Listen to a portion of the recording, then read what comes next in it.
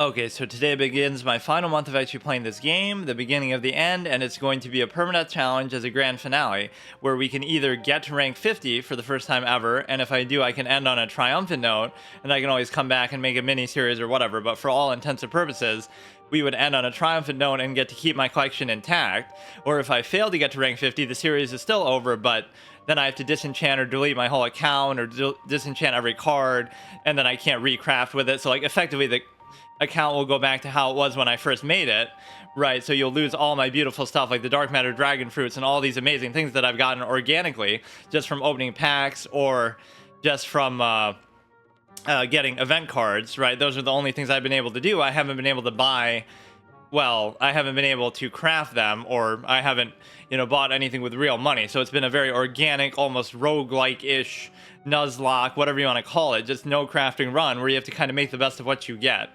And so, yeah, either way, it's going to be the grand finale. We go out with a bang, and it's just whether I get to rank 50 or not just determines whether I get to keep my collection. But either way, we're going to end off on that note. And so it's been a fun series. It's lasted like a little bit over a year, which I wouldn't have expected. But I can also say with a certain amount of authority that it's my first time ever trying to get to rank 50, right? It's not like, oh, whether I could have before or not because of my skill or because of my collection or whatever. I've never played enough for that to even be a possibility, because I normally play just once a week for an hour. So in that amount of time, even if I win 100% of the games that I play, this is about where I would get, like maybe rank 25 or something. The highest I've gotten is like rank 20 basically, because you're only playing once a week for an hour. So this month, obviously, I'm going to play a lot more. I won't say I'll play like every single day, but I'll almost try to, and I'll almost have to.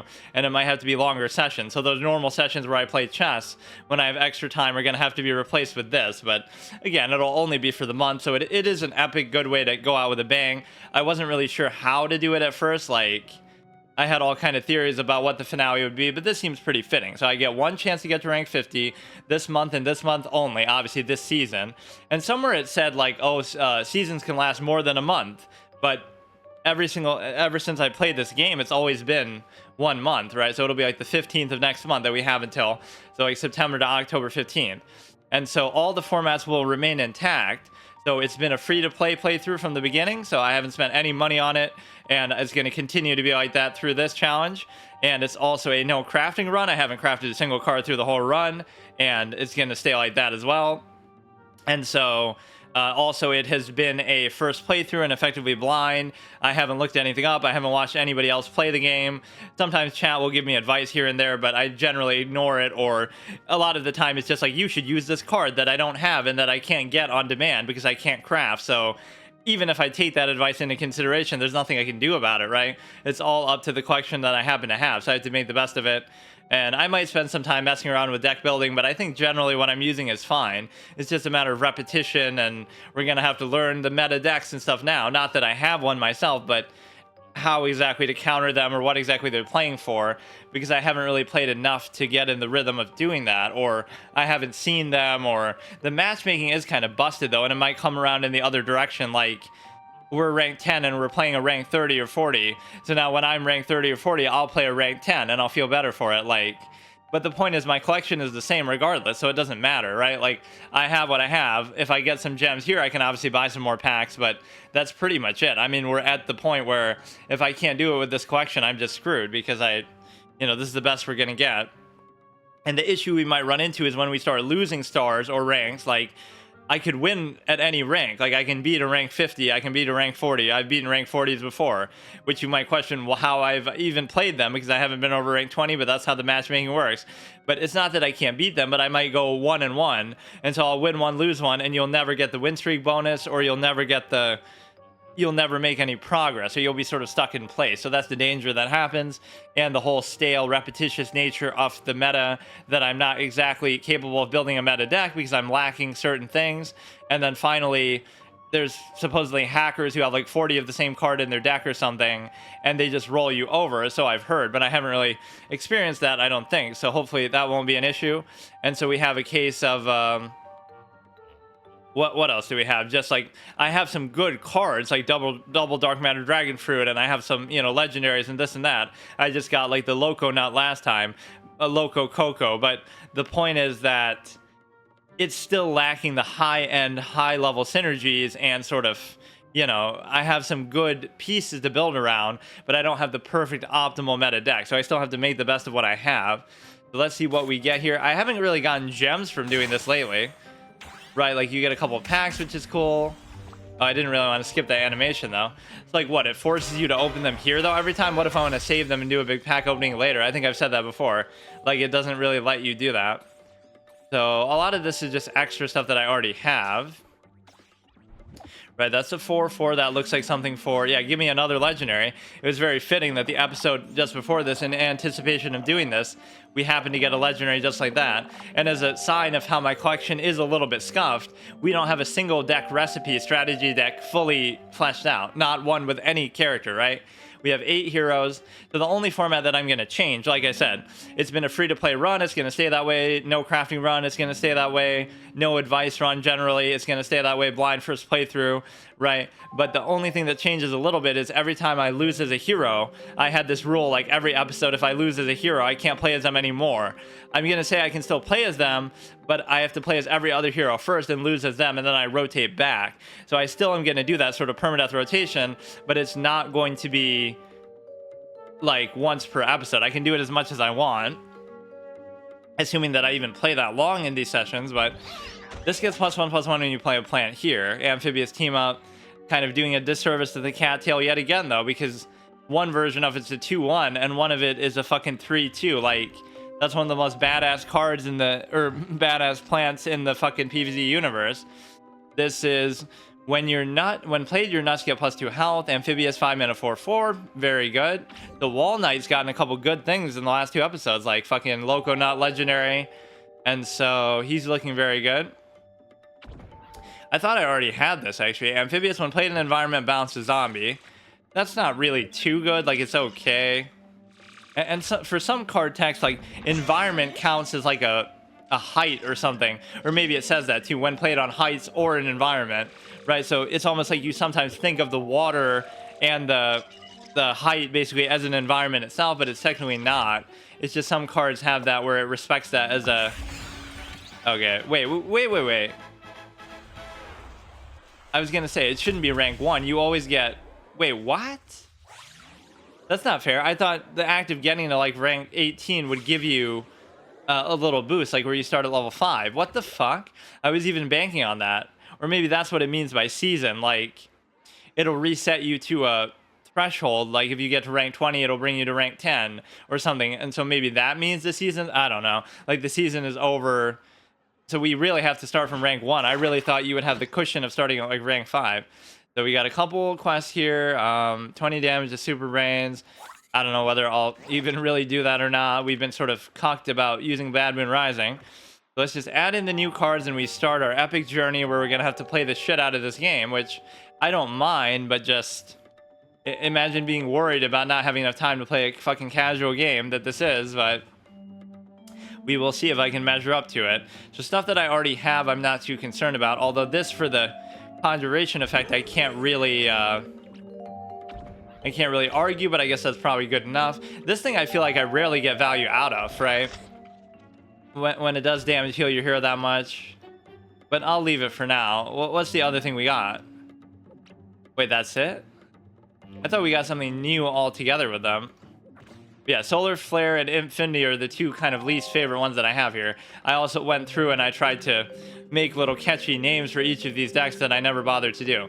That we already had. This one could be considerable. So these 2 we can consider. Do I want a 2 mana 2/1? I guess I could replace it with this one, honestly. Right, since it's fit for a similar purpose. 3 mana 3/2 versus 2 mana 2/1 with team up and with +1/+1 when you play a plant here. It's going to be, for all intents and purposes, just a better version of the same thing. And then this is going to be the bounce effect. What I always look for when I'm doing this is like get rid of something similar that serves the same purpose, and then it makes sense. Either the same cost or the same effect, but there is really no such thing. Right, so I almost don't even want this. It's a 4 mana 3/4, which is not great statting. Right, this is a 4 mana 5/4 because you're going to play it like that. 4 mana 4/2, but the effect can be pretty good, which I often don't get the effect, but is there something I can get rid of? I almost don't want it, but It is if you play it in an environment, and I don't even really have too many environments. I have the 2 there. It's not really that big of a deal, but it could be one of those good meta type counter things, but I can't decide what to get rid of. We just got this, and I don't know that it's really that good, but it can be a good sort of surprise finisher card, like just double their attack and do what you got to do. 2 of these is fine. There's just nothing I could really accept getting rid of. Like, I mean, it's a better value than this, right? But you're not always going to have the environment ability to do it. I don't know. I feel like this deck has been a little underwhelming, so maybe I should try to make some changes. Like, yeah, let's do that. We'll give it a shot, but I feel like that card ends up being very important for me, where we don't really have straight up removal with Green Shadow at all, right? That's one of his big weaknesses. Or maybe I just don't have it, but I think he doesn't really have straight up removal in the way that a lot of other characters do. We'll give that a shot, but I'm not entirely happy about it. We got Peace and Quiet, we got that. Nuts of Steel, not a very inspired name, but okay, that one we have, and this is where you can tell that we have, you know, we haven't crafted or disenchanted stuff, because obviously, what is it called even, like Fertilize or something? Recycle. Like, why would we have 5 copies of something when you could only have 4 in the deck? And the answer is obviously because you're not doing that mechanic at all. So we got the Loco Nut. I'm happy to see that. 6 mana, 3/4. Make walnuts, plants with no attack. Yeah, +3. So it's very, very good. Right, and so let me see what we can get rid of for this. 5 mana, 4/4. The Astrocado. I mean, again, people would look at this and say, "Oh wow, this looks almost like a meta deck. Like this is a good card for situational purposes. This is a good card for situational purposes. The Root Synergy. This is a good card, Legendary." But I haven't really built around them. They're sort of good in their own right. You know what I mean? So there is some synergy to this, no question about it. But it's not like the full-on way that you would have like a whole commended deck around it. You would need like some other high-cost cards too, like maybe some of those dinosaurs or some shit that we see. So I don't know what to get rid of, though. This is the problem. This thing I feel like isn't often very good, but I have been enjoying Wall Knight overall, like his whole tanky, hard to deal with style of play. So it's going to be a very, very tough decision to make, because everything here is very good and very important. I guess I could, man, this is so good though. Like, you have very few high cost things, so, and you need the removal badly. I want this guy, but I can't get rid of anything. Everything is so important. When played, your nuts get 2 health. I feel like I don't often get value out of this thing, honestly. 3 mana, 3 mana. Right, like when do I ever... I can't remember really the last time I played that. But I'm just sort of looking for an excuse of something to get rid of when it may or may not be a good idea. And of course, conjuration effects I'm sort of partial to because they can be so good. This can be good for removal. Everything is just so tight with this. Like, it's so important. Nothing can really be spared. I'll get rid of it because I feel like I often don't use it, but that effect can be sometimes very good too. Right, we'll leave it. It's not like I can't just change these whenever I want, but oh yeah, that was sort of an implied rule too, that like I would just mess with my deck at the beginning of an episode and then never change it throughout the episode. But again, you have to remember that most of these episodes are very short, so it doesn't fucking matter. Like, if I'm only playing it for an hour, why would that really make a difference? So let's see what we can change here. You get another chicken, which I don't really want, or I don't even have it in there at all. What the fuck? It's your funeral. Bad Manners Rising, BM Rising. The joke I always make, can't spell Bad Moon Rising without BM, and I haven't really been able to use it very effectively at all. Share the brains, but they didn't share the wealth of all these cards with him. Infinity, so it's your funeral. Whiteout. None of these are really too inspired, honestly, but they're the sort of ones that probably would be in the deck recipes anyway. But Secret Saboteur, Smoke and Lasers. I like how the text gets like cut off too. High Seas, High Jinx. Pets with Cold Noses. At least mine is better than that. So yeah, Whiteout for the Yeti. Share the brains for... And that's kind of my expression, like share the love, if you will, like with buffs and stuff. So whatever, like his whole style is sort of share the... It's not really buffing so much though. I don't know what exactly it means in the context of this. Just sort of share the don't overcommit to one thing, and you have like a lot of good mid-range value. Bad Manners Rising, it's your funeral. And then we have I just don't want it to be that one of these is actually gonna be, you know, something that's in a deck recipe. I didn't really pay attention. Combustible I like. Nuts of Steel isn't that good. It could be like Nut of Steel, like Man of Steel for fucking Superman, right? That might work better. Or like Blue Balls because he's in like a blue suit of armor. Peas and Quiet is kind of a good one. Boiling Point and wait, what? Oh yeah, that's I'm expecting like I have another one. So you have like 26 out of 40 with him. But again, that doesn't, first of all, I don't know how good that deck would be considered to be, but I don't have, again, a single completed 40 card deck recipe with anybody. We're gonna start with Combustible the way that I often do. Or I guess look at that selfie stick fucking clown. It's almost like I should start with the Yeti because that's my newest addition. So now we got to start taking it a little bit more seriously than what I even normally do, but this is the beginning of something very, very epic, one way or another. Nobody's ever done this kind of format with the game, first of all, probably. A free-to-play first playthrough, no crafting, now Permadeath finale, like all these kind of things in one. Permadeath hero rotation, like I am a man of many formats, if nothing else, through all my exploits and everything.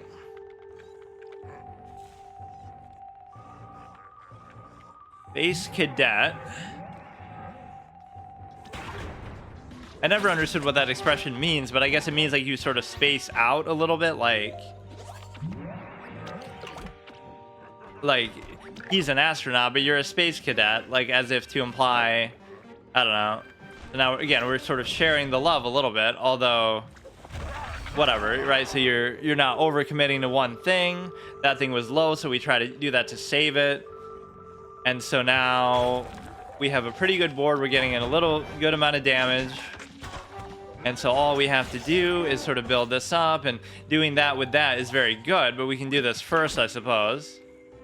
Right, do the double take. Depends what he does, but within reason, I should do that for sure. +1/+1 when you play a trick. So let's just go full on face aggro mode.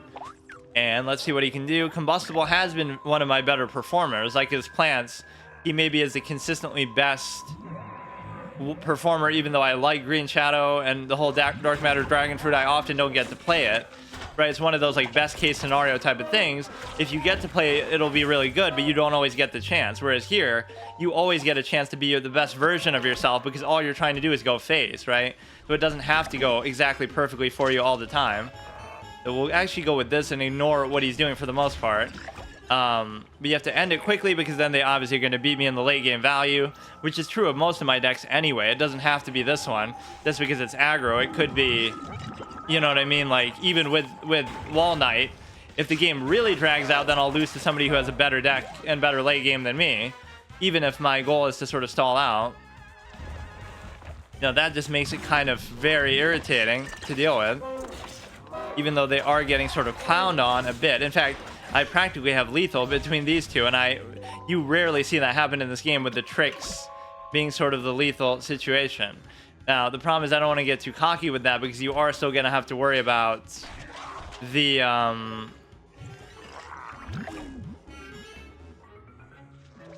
if only I could do both of these. Like, it makes me almost want to... He has too much health, so I'm going to fuck something up. Like, you might think, oh, you should do this, but realistically... If I do this, it'll do so much to him. Like, you don't understand. I'm going to do it. I'm already probably fucking up. I don't care about the block meter. Like, fuck the block meter. Just, you should be pretty much fucking dead. You only have 2 brains left. Bro is the biggest Space Cadet fan ever. Why would you even put it there when you could block all this shit? Look at how much this would do, but the problem is the block meter is going to fuck me over a little bit. That was a risky, ballsy sort of play, and of course that doesn't serve me well at all. -3, that might have been a mistake, but I mean, either way, he's super, super low, so...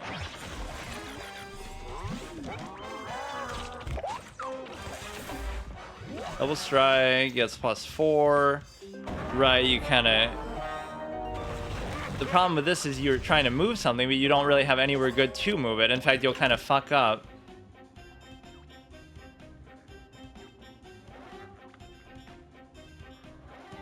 Or yeah, obviously that's expected to happen.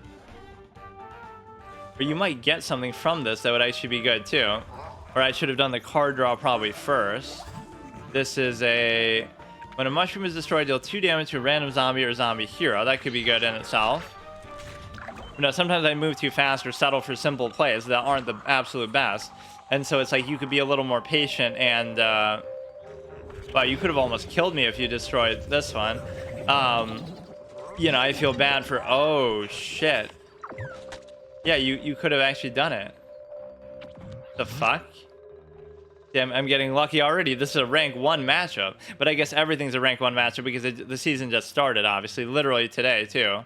Which normally I would never play that quickly into a season because... you would have... why does it seem like there's a black bar on my thing? Huh? It's like you wouldn't feel that. Yeah, he could have totally killed me. And now I'm actually gonna die or what? I don't get it. Are you serious? Yeah, I would normally play on Friday, so I wouldn't be like immediate. I need like a removal or face kind of card, or even this would work. Assuming you can't do anything to deal with it, which you probably easily can. Like, I'm sure you have an answer. You could say, oh, I overcommitted, but I mean, if I did, I don't know. What would have been that different? I would have gotten the 5/5 out there, and he might have had to deal with it, but... That is pretty unbelievable that you could possibly lose that. But no, something about this seems off with my... Yeah, there's like a black bar there, and I don't understand how. Like, my cropping is off, but... What the fuck? It hasn't changed this entire playthrough. Let me actually check it for a second. That is so random.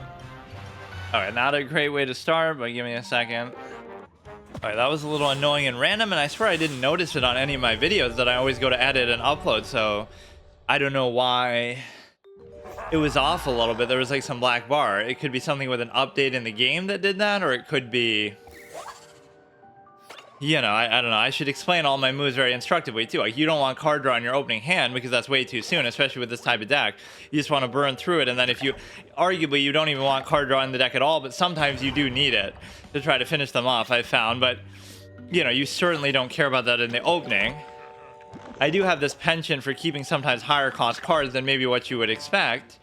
But, you know, like, why keep a 3-cost card? And in a deck like this, you'd be right. But in some other decks, it can be fair, because then you don't want to mulligan a 3-cost and then get, like, a 6-cost. Not that there's that many high-cost cards even in this game, let alone in my collection, but that's always a trope in Hearthstone that people would sometimes question, but it would serve me sometimes very well. The fact, see, now, this is a tough decision, because you want to play this, but you don't want to play it. And the reason why...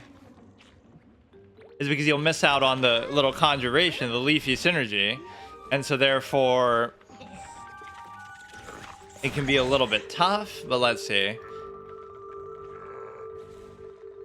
you gotta have the right commit to a mindset, and the best way I can do that is with an aggro deck, not because that's really my style, but because you kind of concede to the fact that your collection is not going to be top tier, so you know that your only chance of winning is to go full aggro. You know, this leads to a very suboptimal turn, because I really wish it would get +2 for itself, too, for every plant, including itself. Let me see if I can notice that. Now I'm going to be distracted by that the whole time. And I can barely see it on my phone, so it's hard to even tell. Like, if there's a black bar, or is that just part of the background? I don't fucking know. Or, like, is there a black bar at the top, too? Like, I don't fucking understand this game. But it seems like that was always the case, so that's not even... Maybe it's something that changed with my settings on the thing, because I tried to play... maybe something else.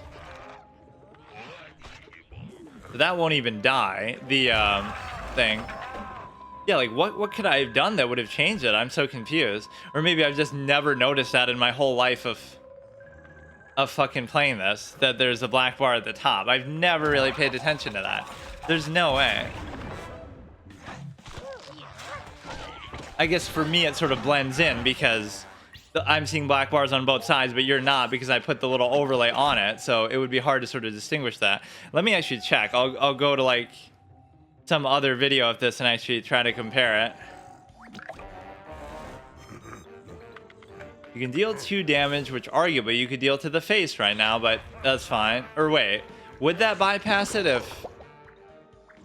No, I think just everything. The armor applies to everything, obviously not just to... Okay, that wasn't a very efficient use of that card, so... Bronze rank 1 plays right here. That's always good, and I never understand how the superpowers work sometimes. Wait, why did you get the block meter from that? From me destroying a minion. Wait, oh no, it was from that. Never mind.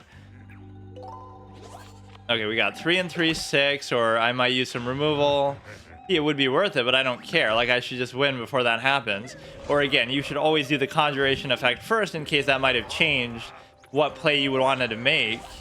Right, maybe you would have wanted to do that instead, which I probably wouldn't have, but fusion, do 2 damage. I can always do that later. 2 mana, 4/2. Which is normally a 2 mana 2/2.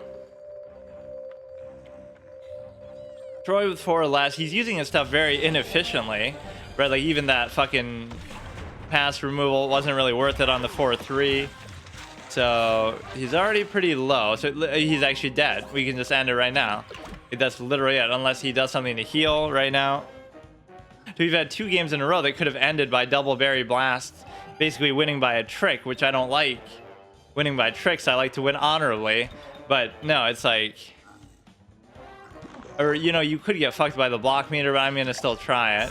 And I did sort of get fucked over in the same. No, he's not. That's very, very rare, at least with my type of decks. But in general, there aren't that many tricks in the game that are really like that. So let me actually check with one of my own VODs here that I have like downloaded to compare whether we get the black bars or not. If we have, then I don't care, but maybe I'll actually even show it too. So according to my last VODs, the thing wasn't actually there, that black bar. So I don't know what happened. I don't really care to figure it out. Why does this have to happen in the last... Wait, did I even win every game with this? I thought maybe I lost one and I'm even... Yeah, wait, I already broke my thing. Fuck. Invalidated the format. Didn't I lose like the first game and then I just kept playing? Which I'm not supposed to be allowed to do. Right, I lost the... I'm so confused.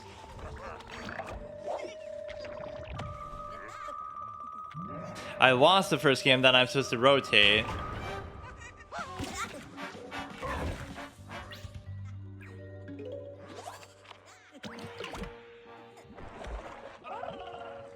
But I'm so distracted by this stupid ass bullshit. So whatever, I'll just rotate now out of honor of that. Right after this one, that's fine.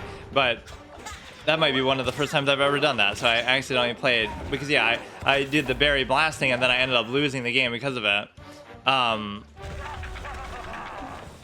like I overcommitted. So the point is that I can't figure out why that's the case, and I can't really figure out exactly what to put there. A lot of other things were fucked up too, like the side was inconsistent. There must be some update or something that I'm not aware of why it really happened.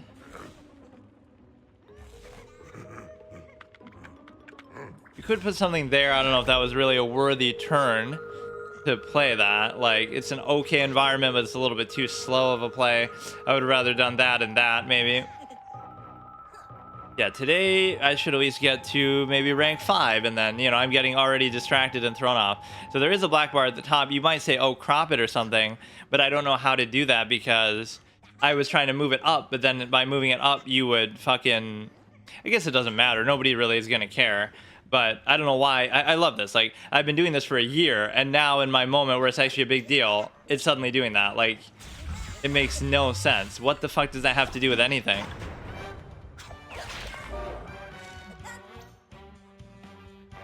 Right, it was either an update with the game or an update with the program, or I don't know.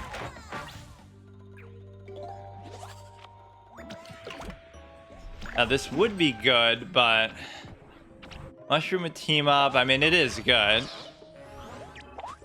No question about it. If you get a bonus attack, you'll draw like 2 cards. And I like how they go in front, too. Right, as little tanks, deal 1 damage, presumably to one of those, or even to that. And so I already broke my format, where if I lose as a thing, I'm meant to stop playing. So I've played 2 games, so that means how would I like rectify and make that up by saying the next 2 times I get to combustible, I'll skip it. So I won't play as combustible twice when I'm supposed to. Even though I wasn't guaranteed to lose or whatever. I don't know. I already fucked it up because I'm getting distracted by this stupid ass thing. Okay, that's a little bit scary. We might lose right now even too. Get 2 for each other plant.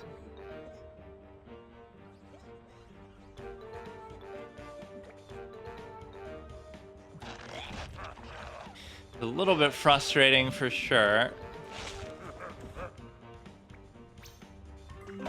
Get the little cute team up thing. I'm not really sure exactly what the lethal proposition would be.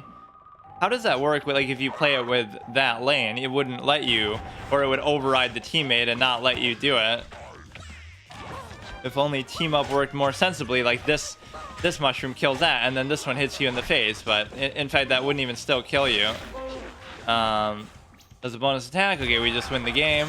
Yeah, the next 2 times that I play as combustible, I won't. So we'll skip him twice because we played 2 extra games that I wasn't meant to play, and I already cheated, right? Because that's not how I'm supposed to do it, right? I played I don't know, it just totally slipped my mind that I lost with him, right? So, you know, forget about the. No, let's do the Yeti just out of principle.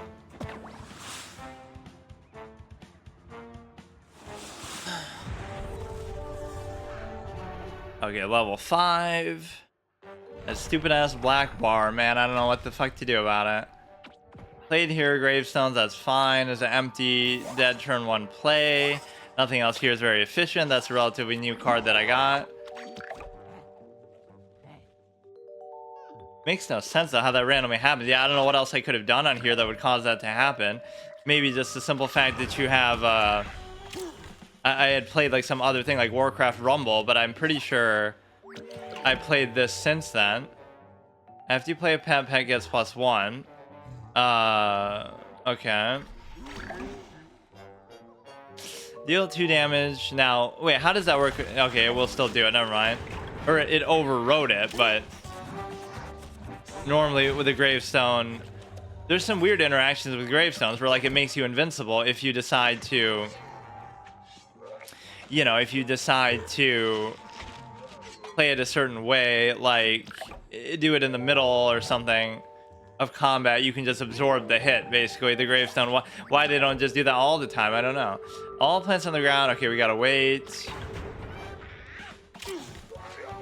That icon looks actually very cool. It looks like some sort of thing that could be used on a necropolis in like an RTS game like Warcraft 3 for the undead or something. Destroy a plant. I guess that would be okay. Not really.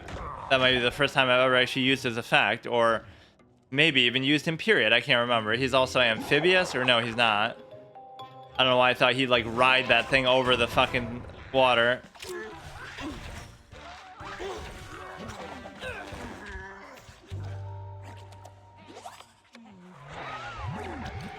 So here you have the ability to, you could use this on that. And so it's a tough decision because is it worth it to do that? And the answer is gravestone, move this zombie. That might be a major mistake because if he does something else now, you could be in danger of just dying if he can somehow protect it some other way. You'll go here and you'll just trade in and you'll. Now, don't you subvert the 2 damage by doing that, or I forget? I guess you did actually. Or no, you don't. I keep trying to say something to subvert the fucking environment damage, but none of it's working. The gravestone, etc. Some of these things I've seen a million times, but I mean, you don't really. Yeah, I don't really want to do that, but like I'm screwed no matter what I do. Like there's just too much going on, so. But I love it. I already fucked up my format. We're already fucking up with my video thing. Like, what could it be? It's something about the game, clearly. It's not me. But, like, what could have... I don't know. It's just gonna bother me. Attack for 2 in each ground lane, which means obviously you're just dead, right? That... Or it would add up if you did one... If they weren't all at the same time, it would have been... Yeah, now we gotta punish Captain Combustible for that. So let's go ahead... Since Wall Knight's looking so good with all the new cards that they got and everything. So see, even if I just get to rank 5 today, that's fine, because, you know, if we do this like every day, then it'll take 10 days at a pace of that, but it doesn't mean you'll even make that sort of progress. Let me see if I can figure out this stupid ass fucking thing, though. I don't know what I could even do about it, though. There's like nothing... I don't know. Let me actually look it up. I've never looked up anything really about this game, but... Okay, this is a little bit irritating with the whole thing, but let's just go. So the one thing I messed up was just Combustible, so I just have to remember we'll punish that by not playing as them again for a while. Right, like I played them against that rule. This is, see, like I'll keep the 4 because chances are it's better than maybe. I shouldn't think like that in this game, though, because everything is so low curve anyway. Like, this is a really control type of deck that's going to last a really long amount of time. Also... It doesn't matter because I don't have anything I can do if it gets to that point. I just have to beat them down with the nuts very early. Right, otherwise it's not going to work. Little ASMR eating, if it sounds weird. I'm eating some ice cream.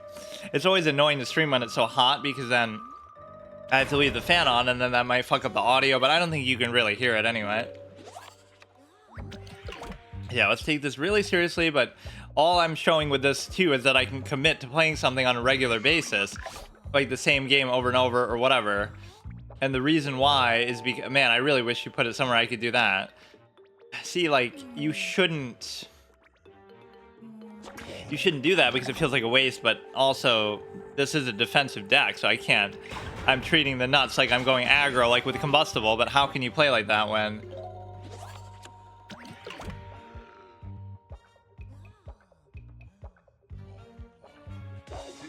Like, just to show that, oh, I can commit to this, like how I've committed to chess at times, or how I commit to, I could commit to Magic after this is over, and stuff like that. We can do that, and then we can do the plan turn later, and the reason why is because, you know, you'll get the simple ability to basically, you know, you'll just get the buff off the back of it. Maybe that wasn't the best idea, but that 4-1 is basically invincible, and I can't do anything about it. Because even that's not really worth it. I'd almost rather go there than... Or I thought I would get a Spine Apple to be able to buff these nuts, and then I could have put anything there to trade in.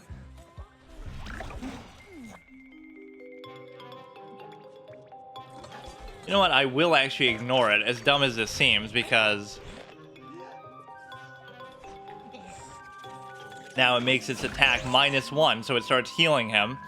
Like, that mechanic is pretty fun in Adventure Quest, actually, how it goes below 100% resistance. So now your ally starts healing them inadvertently because they're doing the wrong element damage, and you can't stop them from attacking. That's getting kind of trolled there.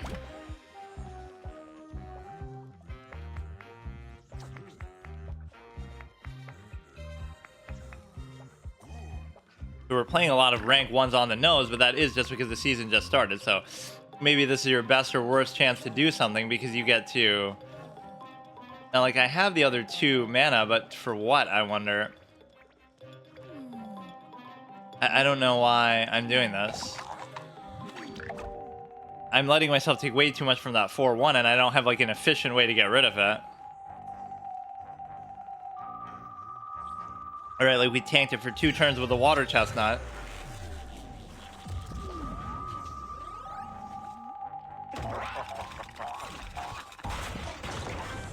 Yeah, when I call this game casual, it's no slight against it. Like, it's made for that purpose. It's meant to be. Even PvZ itself is arguably, you know, made for, like, soccer moms or whatever the fuck. With, like, the cute, funny vibe, good sense of humor, right? Simple, but... deep and addictive at the same time.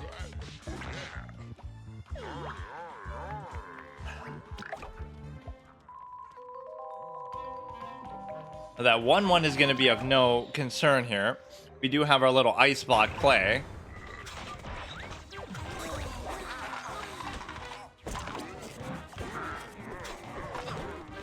Let's try to set that standard of like trying to get 5 ranks per episode, which is not a big deal, but it'll obviously start to get more difficult later on. But you know, this shouldn't be that difficult, but then again, it might be more so than you would think, because like, oh, I'm losing to all these little ranks. But it's a case where,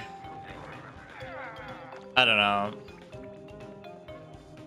this should be hiding behind something of substance here, or you know, we'll use it to protect that. Normally I would want to put that in the back and let it really milk the damage, but it's okay. So we'll get the strike through damage in for sure.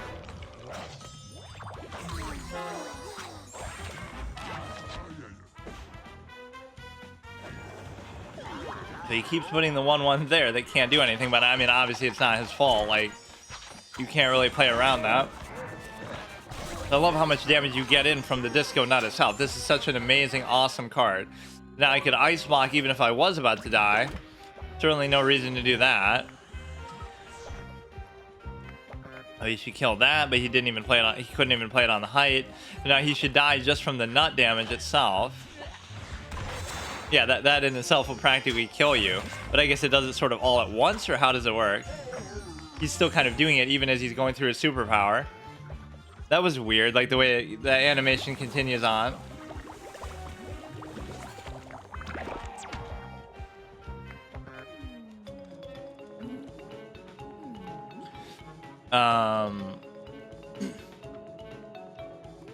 I mean, he's gonna kill himself just by hitting the nuts.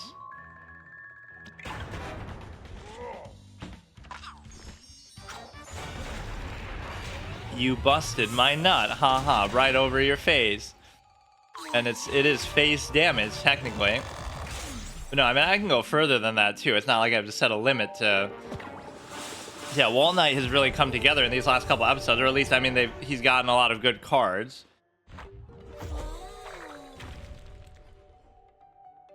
I don't know if I've gotten a chance to play the Loco Knight yet. I don't think I did. I mean, definitely not. Obviously, today, that was my only game just there. But maybe last episode, I really can't remember. You got to play a bit more defensively, which sometimes I don't do because I get sort of lulled into the...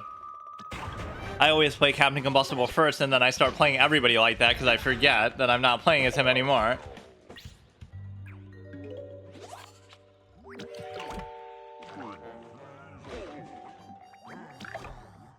Whenever it hurts to play a hero, so it would be worth it to do that, or actually this is better. You're effectively using a 2-cost removal. Like, compare that play to Berry Blast or something, right? Oh, you would pay 2 mana to do 3 damage to one thing one time, whereas here you get to do it forever. So I effectively did a Berry Blast, and, right, like, just that value proposition is so much better. Now, cards you conjure, so it has nothing to do with really him hitting you, so I don't have to worry about that. Right, I'll just do it as a basic value play, and I'll try to deal with that later.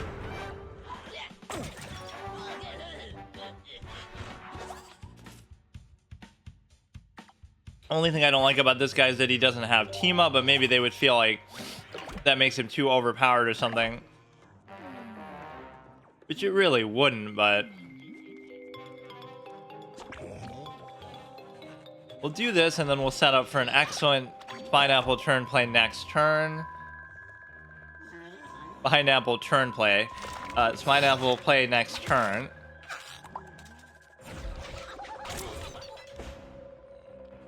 Even that AoE would be good for busting the nut damage right on them, as far as the mirror nut.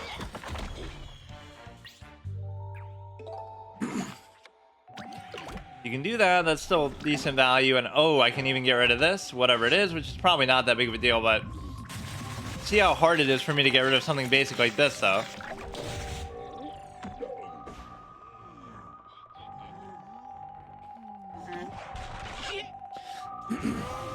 Dr. Spacetime coming out of the closet, which could mean many things in this day and age, but it doesn't mean it's a bad thing. I don't even know exactly why it's called that. Like, it makes more sense as like a trans analogy, because it's like you're coming out of the closet and dressing differently than you would otherwise.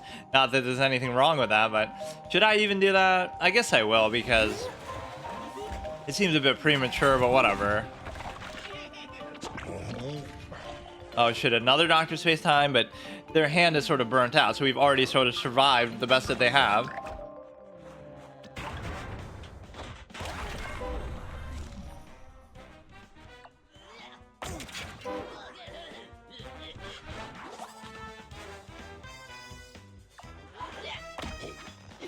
Now, the way that we would lose this is if I maybe let it drag out too long, which is weird to say as this kind of character.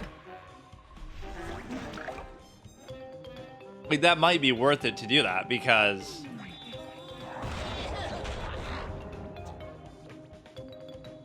you know, I have nothing going otherwise. Like, it would have been more difficult to destroy theirs than it was for them to destroy mine, so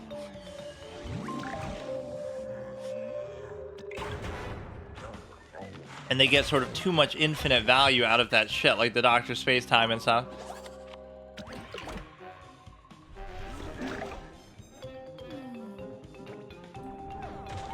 This is where my deck sort of reveals itself as a short-term thing. Right now, they're going to beat me in the late game because I can't do anything. Very fittingly. Indeed, they're going to beat me in the late game, and here it comes. It's not even really that late.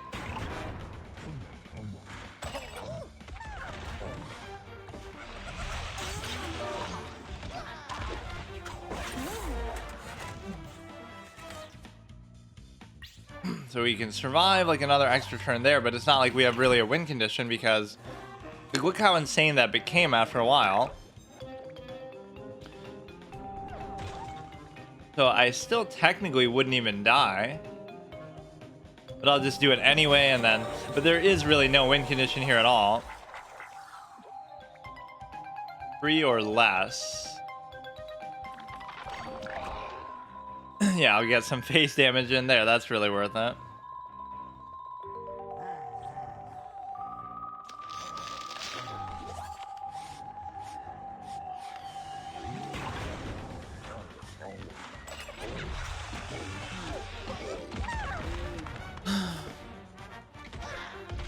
We are definitely going to lose here, and this sort of shows you, even as good as Wall Knight is and how well he's come together, he's missing like a true win condition, because if you don't win very quickly, which we had a pretty good board position with which to potentially do that, if you don't win relatively quickly, there's nothing you can do, right? Look how they outvalue me in the late game, which is exactly what you wouldn't expect to do to a character like Wall Knight, but I don't really have a late game option, right? Like, what is our, let's look at it actually. What is our highest cost card, and what would we be expected to do, right? It's still like a mid-range deck. If you don't win with this, if you don't win with the Starch Lord, couple root things, right? You don't have anything over 6. Like, what even is there for him? I don't get it. Wait, why? No, I want to see, like, obviously Guardian and Sunlight. Like, what theoretically would you put in there that would be good if you wanted to just kind of understand some of those high cost dinosaurs? You got Guardian and you got the Sun thing. The what is it? Just solar.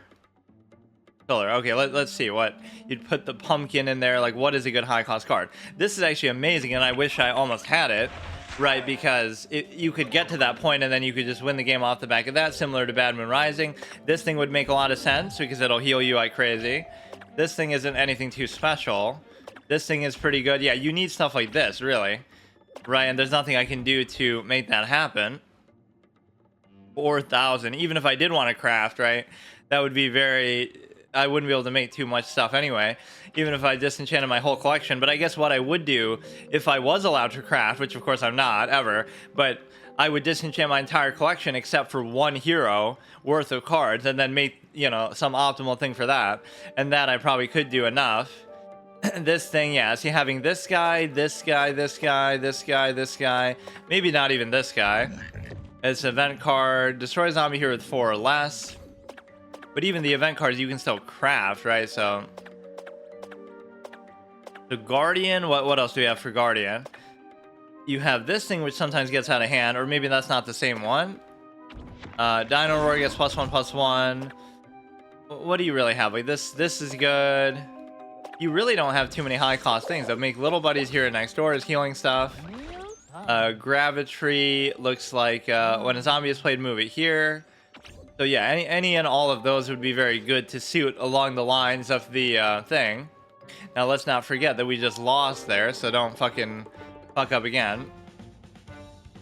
And so I'll continue these into next episode too, so I'll have to remember, right, what we're on. So let's do the smash now, right, because we're gonna rotate with this permadeath thing, but it's not gonna be really permadeath in terms of like, oh, I can't play them again for the rest of the episode because we're gonna do an episode like every day, so it doesn't matter now. I arguably should have done that in other points of the series because, you know, oh wow, triple threat. I don't know how good that's really gonna be for me because,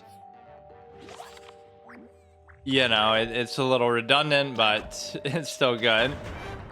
It definitely makes them an easy target. Look at this guy already ranked 10. This is really how you should almost do it. Like, try to get it like within the first fucking day to rank 50, because how many people are going to be playing and they're all going to be baddies and you can farm them all out. But there's only so much time that I'm going to have to play, so you could do it again and then you can start playing this stuff for free, which is actually fucking nuts. Or, you know, I almost want to do this. I mean, you could do this and then you could still do it. Right, you're all... Oh, wow, dude. Look at that. And even though it is costing Z... Look at this, dude. Look at this. See, now, this is also a mid-range dream. I mean, everything I do is either aggro or mid-range. Right, I don't have the control capability. Even Badman Rising, to what extent you think it might be.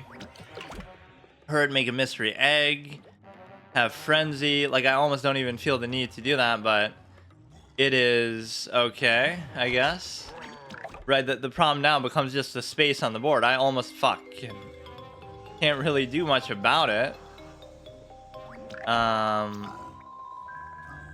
We get the little share the love prospect, but I don't think I can do much about that. So I'm gonna get cucked by my own flag bearers because they can't be removed.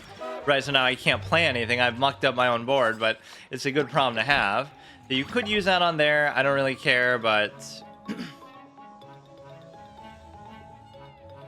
I just don't have room to play them, so it's actually fucked. Not that leaving the board like this is exactly to their benefit, but I will do this just because of how annoying that little force field is.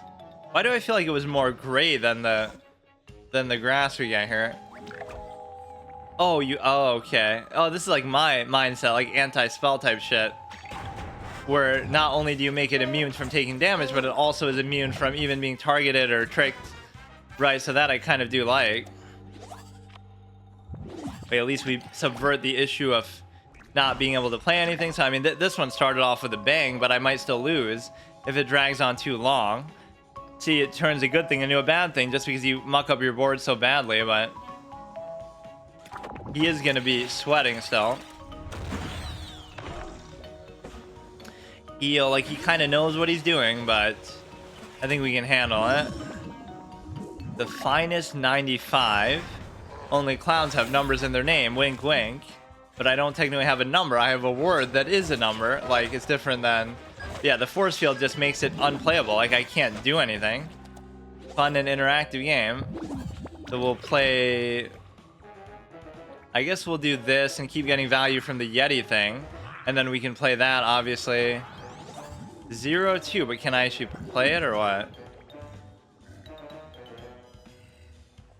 You know... I was gonna destroy that, but actually I don't care because I just want to keep the pressure on with respect to conjure a pet.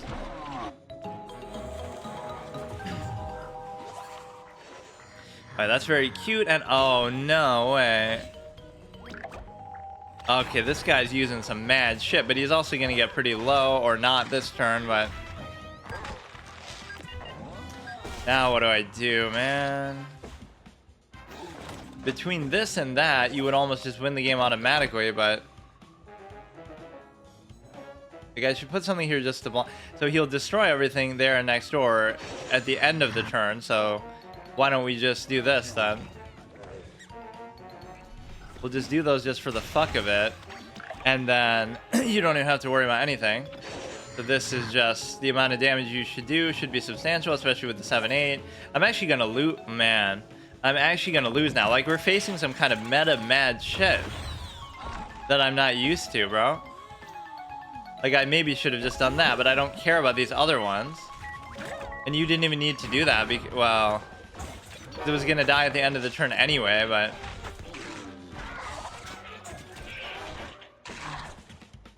okay, can I get rid of this stupid ass thing here or not? We got the disco ball. I keep getting tempted to just play stuff, but I can't. Like, if I don't get rid of that, I just lose the game, but can't be hurt. But destroyed is not hurt, right? That's different. Yeah, speaking of what sort of late game meta you might have as fucking Wall Knight, we get to see it here firsthand. Like, some of these matchups are fucking bullshit, actually. Like, I can't do shit. And now the pace of the game sorely favors them. This invincibility is kind of bullshit. At least that's not the most threatening thing out there, but when a plant or your hero is healed, do that much damage to the zombie hero. I guess this doesn't count as a heal, though. It counts as just an increase, so that wouldn't even work for that effect. Alright, alright. So fucking bullshit, man. Like, you think this is maybe a meta good fucking deck? You might think, oh, he's only ranked 10, but that's actually kind of a big deal considering that, you know, it's the first day of the season, so it's not even like the first week. It's literally the first day of it. So clearly this guy is on his way to rank 50 as well. And I'll meet him there. But this is the kind of shit. Like, I just can't deal with this. There's nothing you could do. Right? There's just nothing. There is zero options, zero plays. I don't care who you are. You could be Fry 'em Up. You could be fucking whoever else plays this game. I forget all their names, but like all the few people who play this game. It just isn't a real thing that you can do. Bro, all I want to do is get to rank 5. Like, I don't know why this is such a fucking science project. Just give me rank 5 and I'll be happy, and we'll try to play at a reasonable pace. And the reason why is because obviously, you know, we're going to be doing it much more often now. Even uploading this is going to become very difficult because it'll be like a huge fucking episode every time, right? Because like I upload once a week, so it's going to be a lot. I like how they say that on YouTube too. The maximum video length is 12 hours. Also, there's this fucking character from the Legend of Zelda video game who's reading the Bible, and it's like 900 hours long. He reads the Bible like from start to finish. Like, what the fuck, dude? Yes, of course, 12 hours for me, but not for him. Like, oh no, it's because it's an older video, so that's allowed.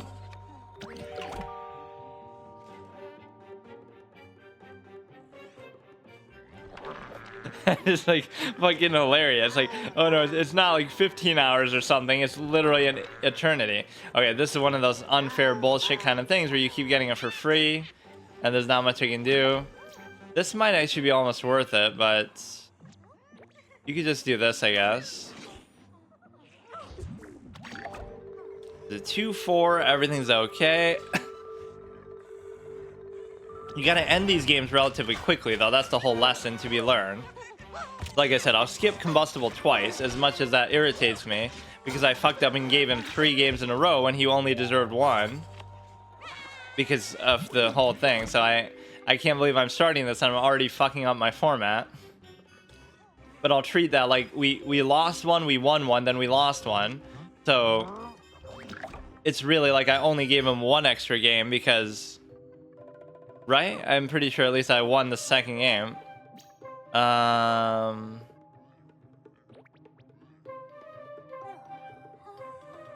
we could just play into this a little bit simply.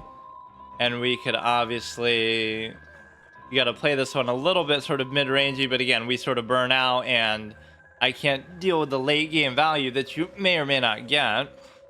And, you know, I'm kind of stuck with the heroes that I have. Like, my collection is what it is. My heroes are what they are. Like, I'm just going to have to deal with that.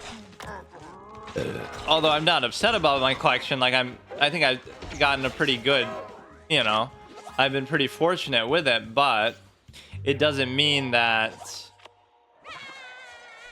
Now, should I actually bother with card draw? And the question is, I don't know.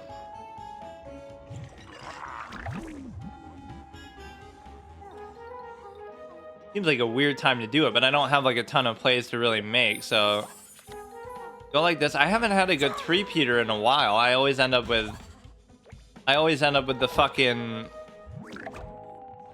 or whatever. I'm always relying on the Dark Matter Dragon Fruit, but this was kind of the star of the show at the beginning. You would do a turn 8 play with that and that, and what makes this actually better than the Dark Matter Dragon Fruit a little bit, not overall, but just in a specific way, is the fact that you have the ability, or that one cost buff, then you just do it on turn 6, +2/+2. It's the fact that you have, you hit face, so that can always be a big thing. Because then they can remove this with removal too easily, is kind of the problem. You can't wait all day for this shit, dude. I'll just do it and just hope that it's okay. You'll kill that one successfully. You won't do anything with that. Just let me last till next turn and it'll be fine. Oh, imagine being able to do that, but they're totally going to be able to deal with it. Right, because what you can do is you can easily... Or you could even do this plus the health buff. Assuming... But you don't even need to. This would be a sick combo, but it's not going to actually work. Because they're just going to destroy it right now. 6/5. This could be fucking epic.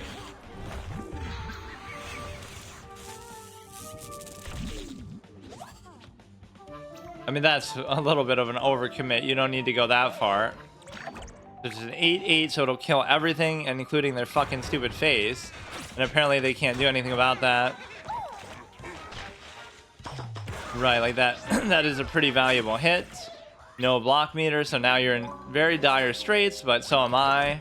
And if this doesn't work, then I'm pretty much dead, because I maybe should have just doubled his health, but I didn't know that they wouldn't just have a way to remove it anyway. But that'll keep it out of reach. I mean, just play everything now is the point. You go here, you go here. You'll hit him for like 16, assuming that you can't do anything more now.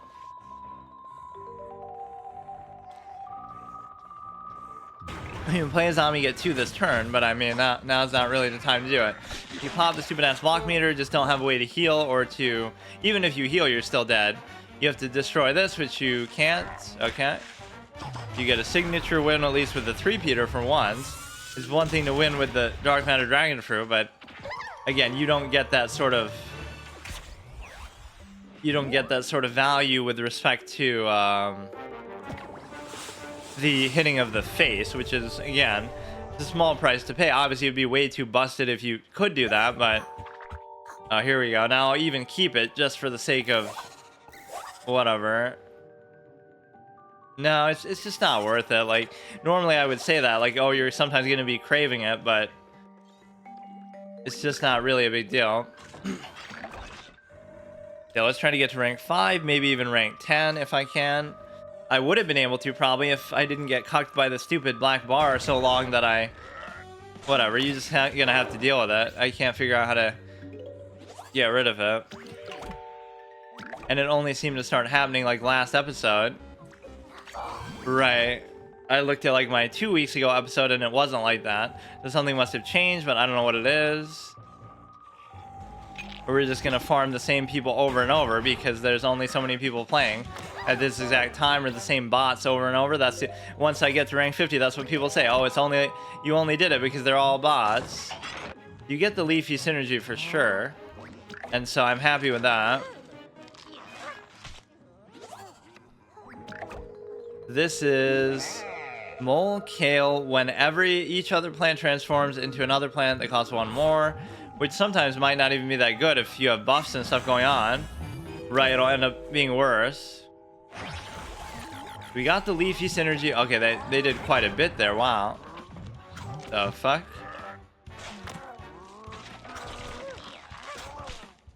That was a bit too much for my liking. That kind of ruins my whole situation. You can go like this. Okay, their board is very intimidating and there's not much I can do about it. To the point where I'll sort of overcommit to try to just keep some sort of board presence, but if they burn out of this, you'll be in good shape, but I can't deal with it. Like, they're hard committing, over committing. Look at this, like, what the fuck? It's like ramp, but ramp into what? Because they have nothing left. It's just, that thing's not a big deal, but with the buffs it could become a big deal. So now this may actually be good, but there is no environment. I don't know if I should leave some of this shit around, but I don't have much of a choice. I guess I'll just ignore it, because like, I'm doing a good value play, but there's no guarantee that it's actually gonna matter, because I'm just gonna die before that happens. And dude, I just don't have removal for it. Like, what the fuck do you want me to do? Some of this shit is so fucking nuts and competitive. Like, yeah, see, like, I'm already gonna be top of the fucking ladder here with you know, just by getting to rank 5 or rank 10. Freeze a zombie, not really the time to do it, or maybe I should have anyway. So I'm obviously just dead. They got off to like a god level start though. Like, there's nothing I can do. You would just have to play like multiple things, which you can't even really do. Just like do it in the most mathematical way possible, but you have the simple ability to not really do anything at all.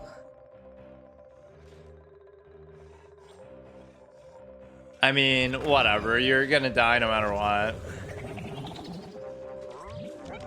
Bro, this is the pain of not having sort of early game removal or much removal at all. Or really what Green Shadow struggles with is late game removal, like for sort of bigger stuff, right? That's... Well, whatever. We just didn't have an answer for that, so we did the Yeti, we did that. Let's try to look for Bad Moon Rising over here. See if we get a good use of it.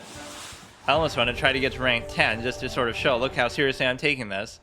But it's going to be very hard because you're going to hit a wall at some point where you're not able to actually do anything. 100 legendary card.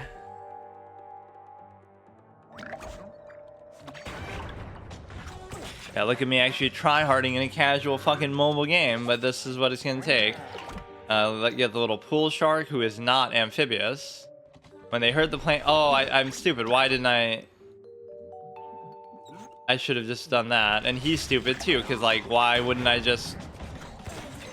That's clearly a bot play. Miguel Robbie Sigsum.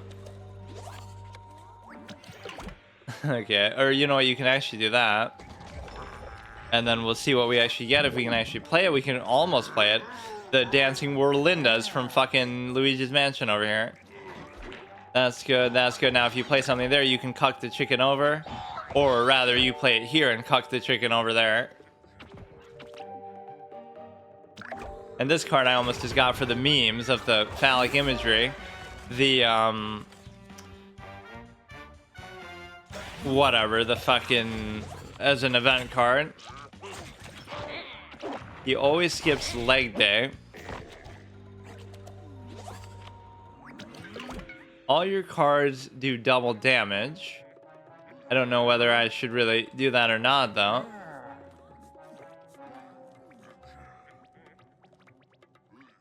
I don't even understand. Like, this play is not very good, right? Whatever I'm doing is not going to be very good. So, you could do this to remove the shit there. Which maybe I should have done that. So when it dies, you make a 1/1 next to it. Right, he's protecting that pretty well, unless he does some crazy inner fire type combo. You'd be able to basically deal with it in such a way that you get, you know, Bro thinks he's Johnny Depp in fucking Pirates of the Caribbean 6, part 6 or whatever the fuck we're at. So we could do like that. That would be kind of cute. Or it's sort of already in a gravestone, so will it even let me do that? Oh, shit.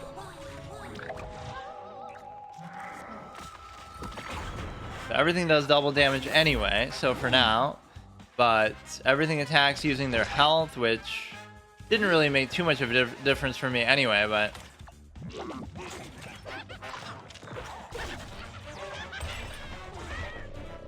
And that did 6, obviously, so that is a very unique, transformative, amazing effect that I haven't gotten to see very much.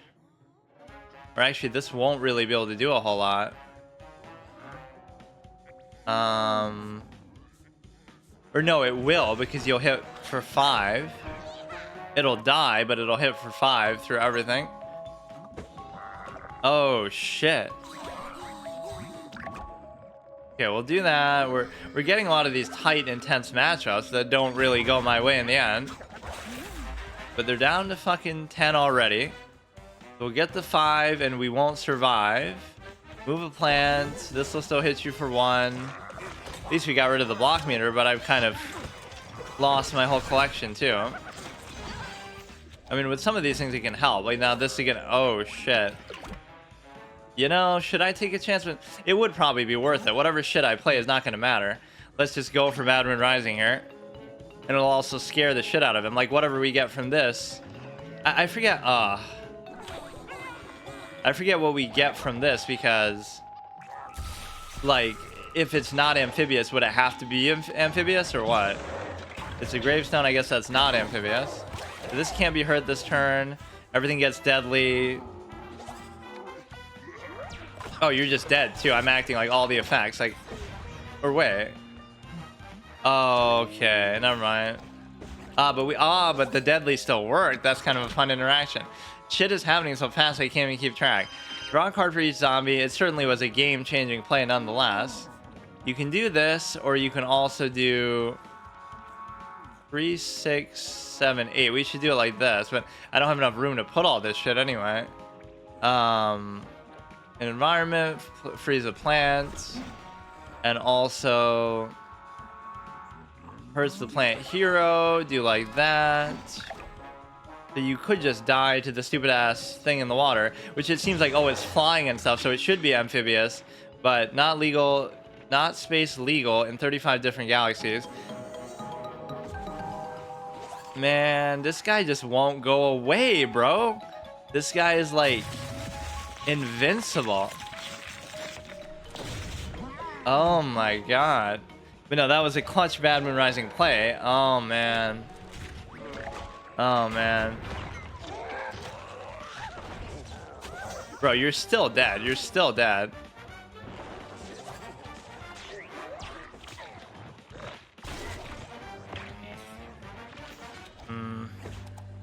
He's still alive. I mean, they stuck around pretty well. You have the ability to, what is this? Draw a card, brains. So the little healing he's going to do is actually going to make the difference. Like, are you trying to troll me right now?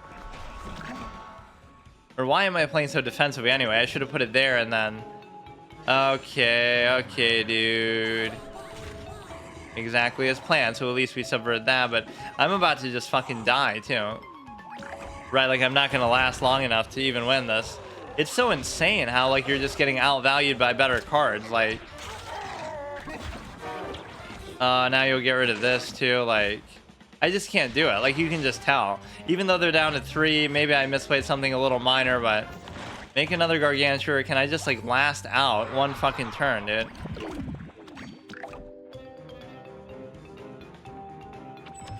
I got one of my favorite cards right there, which I don't actually have, but just okay.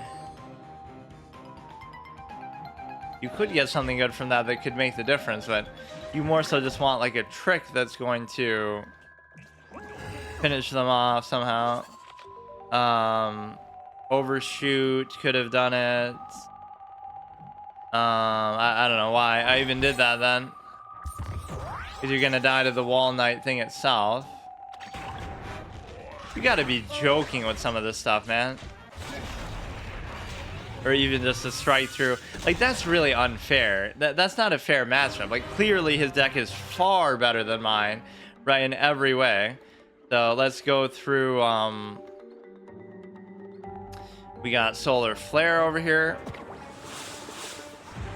And then we're sort of speed running through all these fucking heroes, right? The one, I guess we could sort of constitute an episode out of that. Not that it has to follow that rule anymore, but we'll sort of skip combustible, as we said,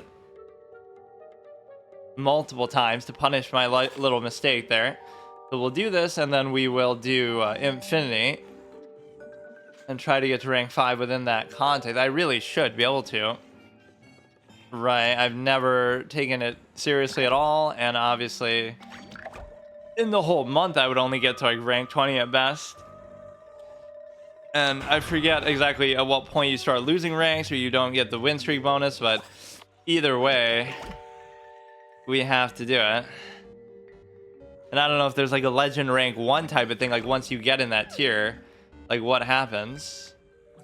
You might think that's dumb, but I mean, we gotta play full aggro here. That seems like a bot play, but I'll do it again. Fuck it. I don't care. Like, I can't play anything, so what do you want me to do? Okay, this is a trick, or like a Halloween themed one. But that's not the event card this week. That's just, even though it's getting close to Halloween itself now. Like, the time the Bad Moon Rising came about was not really relevant to anything. It was just like in July or something, right? Or wait, when was it again? I forgot. When I waited so long. It was something like that. It was just like some random day that had nothing to do with anything. I already wasted both of my Berry Blasts on his stupid face, which doesn't really make a whole lot of sense, but when you play your first trick, conjure a treat, which I don't really want him to let him get away with it, but I guess I just will because I don't care. It's -2/-2, doesn't really matter. And I don't know why I'm even playing like that when I'm supposed to be aggro, but that thing is just gonna get out of control. Maybe I should have done that, but it still wouldn't have died, so what's the point? Like, obviously it's more competitive at this stage than you would expect, but then again, you get this sort of bloated matchups anyway, so you could do it now this turn, I guess, to try to do that. I don't know why this is even in here, because I don't have much healing anyway. Let's just do that, I guess. He's obviously going to block the anti-hero, which doesn't even bother me. I mean, you would have to. Fuck.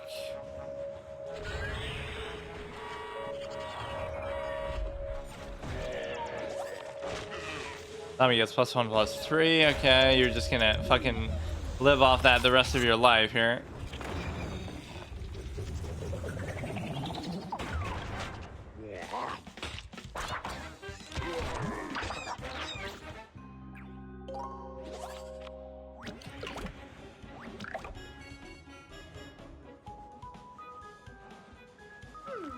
Three, 4, 5, 6, 7.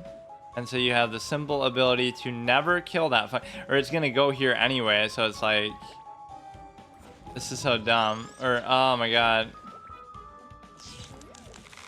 it just doesn't seem like it's gonna happen. You're gonna have to end it very quickly if you intend to do that.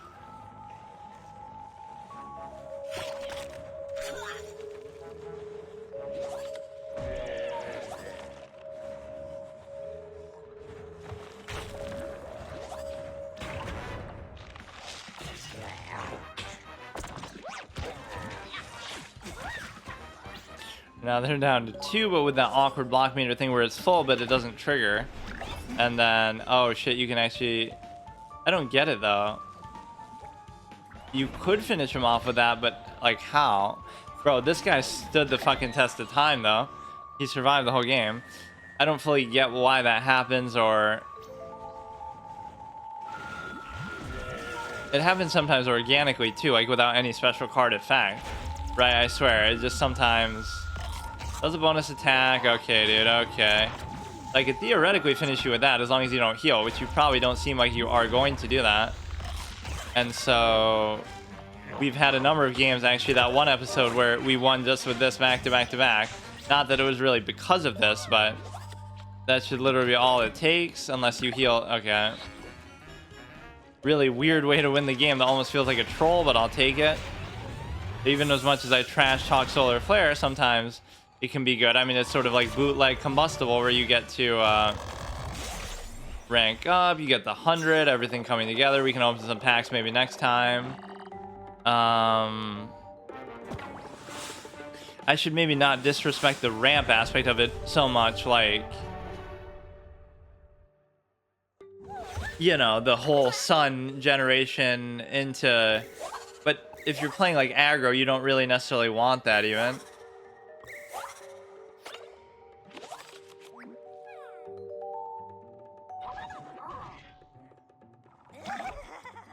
Alright, that's pretty worth it, just to get rid of it. Not really like I'm going to do much else with it, and just start hitting him. See, my strategy of using this twice in the face at the beginning was necessary for me to win that game. If I didn't do that exact thing in that exact situation, I wouldn't have won, because it was so tight, right? So technically, even as fucking stupid as that seems, and I don't want to play like that, if you have no other better play, you may as well just do it. But this dude's a tryhard. He's already ranked 20, and the fucking season just started. I'm supposed to be the tryhard this month. I better not take it too lightly at the beginning either, because, you know, it's gonna be tough. I know it, so I better get a head start, and if I do it early, all the better. So we can go like this. Conjure Mushroom gets +2. 1 mana 3/1, not bad. When played, make a 1/1 with team up here.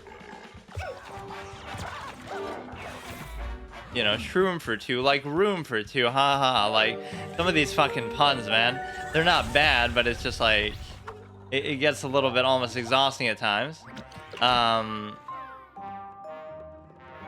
We could do this plus that, so we have two rows of basically things that are going to be all souped up here. Or actually, why even do it there? Just do it here and you can kill the guy altogether. This chick reminds me of like Dahlia Hawthorne, or that chick from fucking Great Ace Attorney Case 1. You finish that off, you hit this, and so now you have a situation where you can do the strike through. Zombies next door are untrickable. You could almost just say zombies here and next door are untrickable, because it's the same thing, like, obviously. Okay, that's fine. We got a lot of the team up shit going on this game here.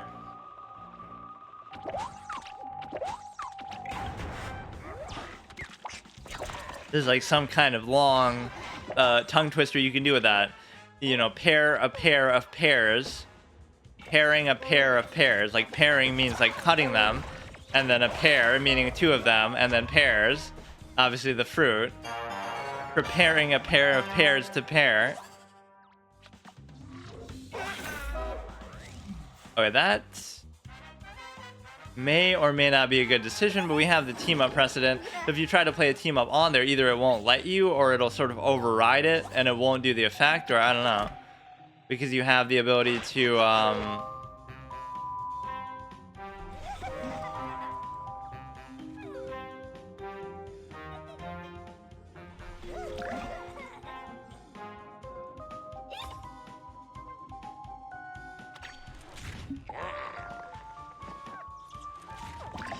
okay, let me just get to fucking rank 5. I don't think I'm going to win this one necessarily, although they are pretty low. Maybe I shouldn't have held back so much. In fact, I can almost guarantee I made a misplay there. I was being all lackadaisical because I thought, oh, well, there's no optimal play to make, but you shouldn't just do a dead turn like that.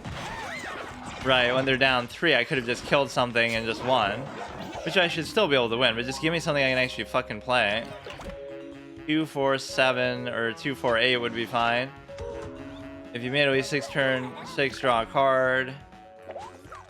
So let's see what they can actually do here. Or again, you should always do the card draw first, but I'm too much of a moron clown to follow my own advice. What is this, chess, where I always say the right thing, but then I always do something else? Look at this pay-to-win try-hard clown with the fucking... You know, already ranked 20. You got the Huge-Gigantacus thing. Okay, you're gonna hit him for 2. That thing is getting a little bit annoying, and of course I can't even use anything on it. And so... my favorite author is Brain Austin. Oh, instead of Jane Austen. Okay, I was gonna say Brian. So I would win if I can just survive, but I won't. What? Environment gets +3. Or wait. But how? Or you know what I could have... Oh, no. What I could have done is I could have played something there. Oh, no. I could have played something and then killed that. Or something. Maybe. Oh, come on. Okay, that one I'll chalk up to my own fault, right? That could have easily been winnable. I sort of made that one turn where I was just not taking it seriously. Because I thought, like, somehow... I don't know, I didn't realize how low they were or whatever. Alright, let's play Infinity, and then next episode I'll start by skipping the... So let's just see if he can get me to rank 5. I really hope he can. Or I could keep going, too. I really just want to get, like, 5 ranks per episode. Should be the style that I go for here. I should play aggro with everybody pretty much besides Green Shadow and the Smash. Are the 2 maybe Bad Moon Rising for Super Brains a little bit. Has a precedent like that. P's behind this get +3 is fine. Or +2. No, P's behind this turn everything into ice because fucking that's how it worked in the one capacity. I don't care how much you do with that, I'll just ignore it. It seems like a really dumb idea, but I mean... Conjure a Bean... I mean, that's a pretty efficient trading thing still, but not really. It still costs 2. That's how you gotta look at trades and removal. Just, are you spending more to get rid of it than they did to play it? I mean, I guess I could do that, but I just don't care. That's kind of the thing. Zombie hides in gravestone, draw a card. You don't really think of this as a zombie. It just looks like a regular fucking chicken. I mean, maybe the eye's a little off, but... This is just what happens when a chicken is raw, like in Hell's Kitchen. It gets abandoned, and then it turns into a zombie and turns to a life of evil. Question, which came first, the chicken or the egg? Answer, the zombie. Or no, the better way to put it is like, which came first, the zombie or the corpse or the zombie or something like that. I don't know. Okay, this is trash. I can do this and then I can kill it with that. So again, that's very efficient because even though, I mean, I guess it only did cost 1, so it's not the greatest, but given the circumstance, it's fine. 2, 5. This reminds me of like a Pokemon that looks like that. That's like some sort of a moon psychic type Pokemon.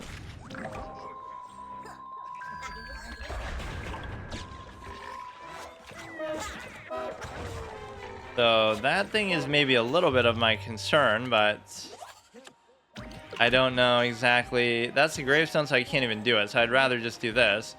When played, move it. So again, we're getting people consistently very low, so I'm not concerned about that issue. It's just a case of, yeah, I'll do this again tomorrow. And so it's going to be very much like pretty much every day. The one day I definitely know I won't be able to do it is Sunday, but every other day, maybe I can do it. You just gotta find a way, like, you know, I'm worried because you gotta, well, that actually just helped. We get him super low and we get to just do that. And he's not even getting the benefit of the stupid ass Torchwood. Although these double strike things were making me a little bit nervous because of the simple fact that, you know, when it hurts the plant hero, yeah, imagine if you die to like this effect. So let's do this, I guess, and then we get to place something over it that could be like this. Or no, I can't. Oh, the only thing you can actually do is that too. Oh man. Alright, this is fine too, no problem. So you're pretty much teetering on the brink here. You got to worry about lethal before anything else. The double strikes are making me a little bit nervous, but you can always try to finish them off with this too. It's interesting how my best cards are often the ones I conjure, because just to imply that my actual cards aren't that good, but that'll trade in, this will almost trade in. Freeze Zombie, not really a very notable play. I mean, I want to play it there because it seems like it'd be less likely for them to deal with it, but it also means that you might actually just die because... No, but I can play a Gravestone too. Or you know what you would do? You would use the effect to kill that, so you don't even have to worry about it. Now you just block this. But the problem is I'm not going to break his block meter, so now you're going to waste even more time. When any plane gets hurt, destroy it. When any plane is destroyed, you get +1. But it's not really the one that I care about, it's the... Oh, shit. Which I could play this a little bit differently then, too. We'll absorb this whole lane with the block meter. And so now we'll pop the block meter with that, then we'll kill him with that, and we'll absorb everything here. So I let Solar Flare down with an actual misplay. He has +3. Actually, no real... Oh, wait. Oh, because of... Oh, okay, never mind. Fuck. I don't know if that was really even entirely my fault. Fine, let's do another one then. We get skip that guy. We'll do Nuts of Steel, like just to try to get to fucking rank 5, bro. This is demonstrating the format difference. I mean, I'm messing up a little bit, but these matchups are also more competitive than maybe what I was expecting. Like, but it's the first day, so you maybe would expect that. In some capacity, it might be easier too. Like, there's a lot of random clowns like me would just be playing, but I'm of course a hardcore try-hard player. But like, it wouldn't be a big deal because, you know, people would be just... It sort of just mixes everybody in though, right? Like even in Hearthstone and other games, it's like a legend rank player is going to be playing at a low rank because everybody's at a low rank because the season just started. So even the people who are going to be higher up are going to be at the bottom picking on people because they can't help it, assuming the matchmaking even works properly, which historically at least it did. You can put this down here, which isn't always the best idea even, because it feels sort of redundant. That's going to be safe from most things anyway. That's pretty good. I don't really have a great way to buff his health in a way that makes it really worth it though. It doesn't actually have team up though, so I won't be able to do anything with that. Oh, what a play too. You get the thing and then you can almost play it too.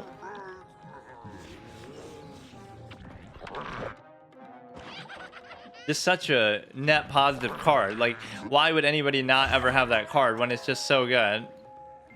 So this is... When you play a science card, transform into a zombie that costs 3.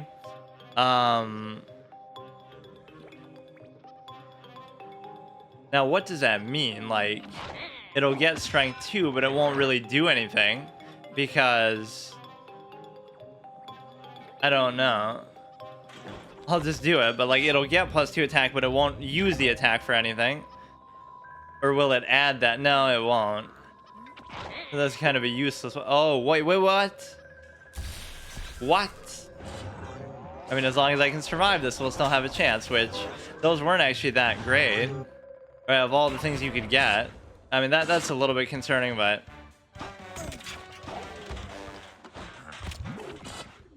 This is one that people said is supposedly like a pay-to-win type thing too. Like you can only get it through a certain means. So I can kill this and then just try to tank that, which means I'm pretty much dead. But whatever.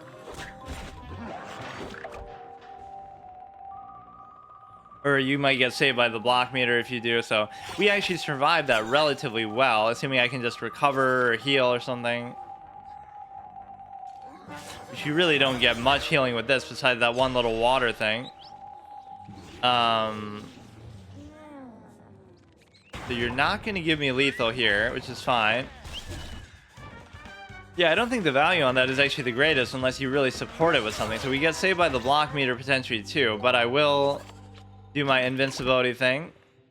which means I have to play something that's not going to be... Well, that could actually fuck me up too. So I'll just do it just because.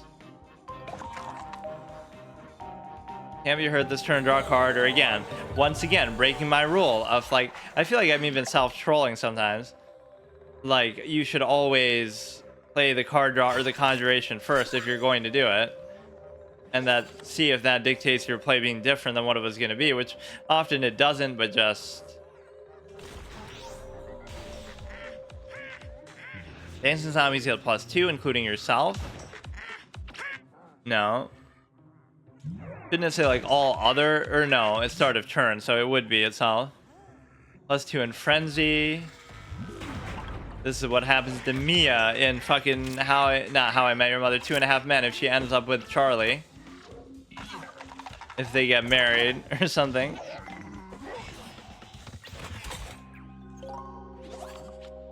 Okay, can you just fuck off? You can still do that.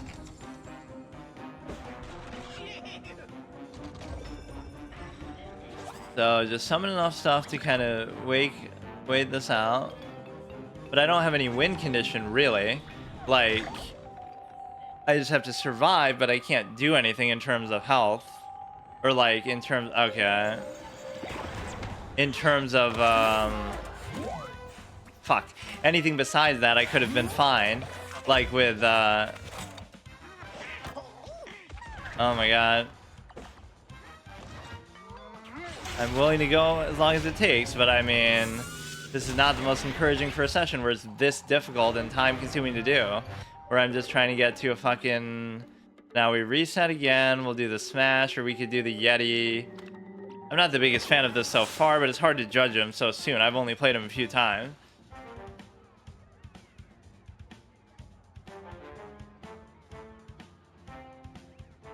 So what you gotta do is just get to rank 5.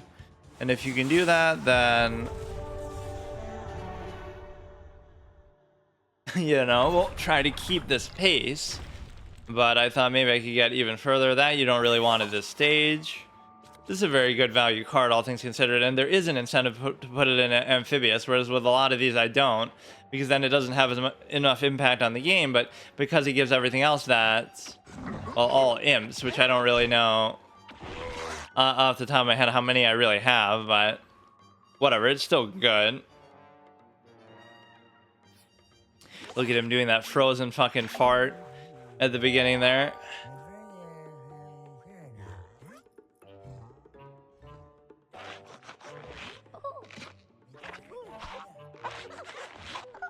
Alright, this would be a good way to deal with that, so I don't have to deal with it yet. But what do I have besides that? You don't really have a good turn 1 play.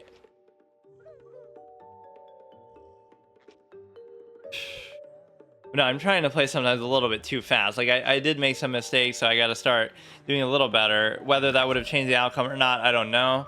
I think in that one game, it definitely would have, where I had... whatever. Okay, that's fine. Amphibious hunt, not really a big deal. Got to deal with the pet synergy here, I guess.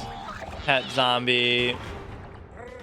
Or you could do this. Let's see what he actually does. So this one's sort of mid-rangey too, with how you want to try to be playing it.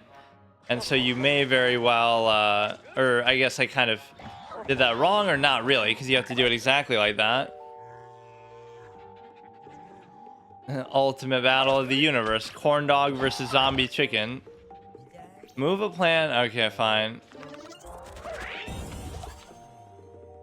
Okay, everything's fine. We can just... Not a big deal. Just gotta keep relative board control and try to pull away in the middle game.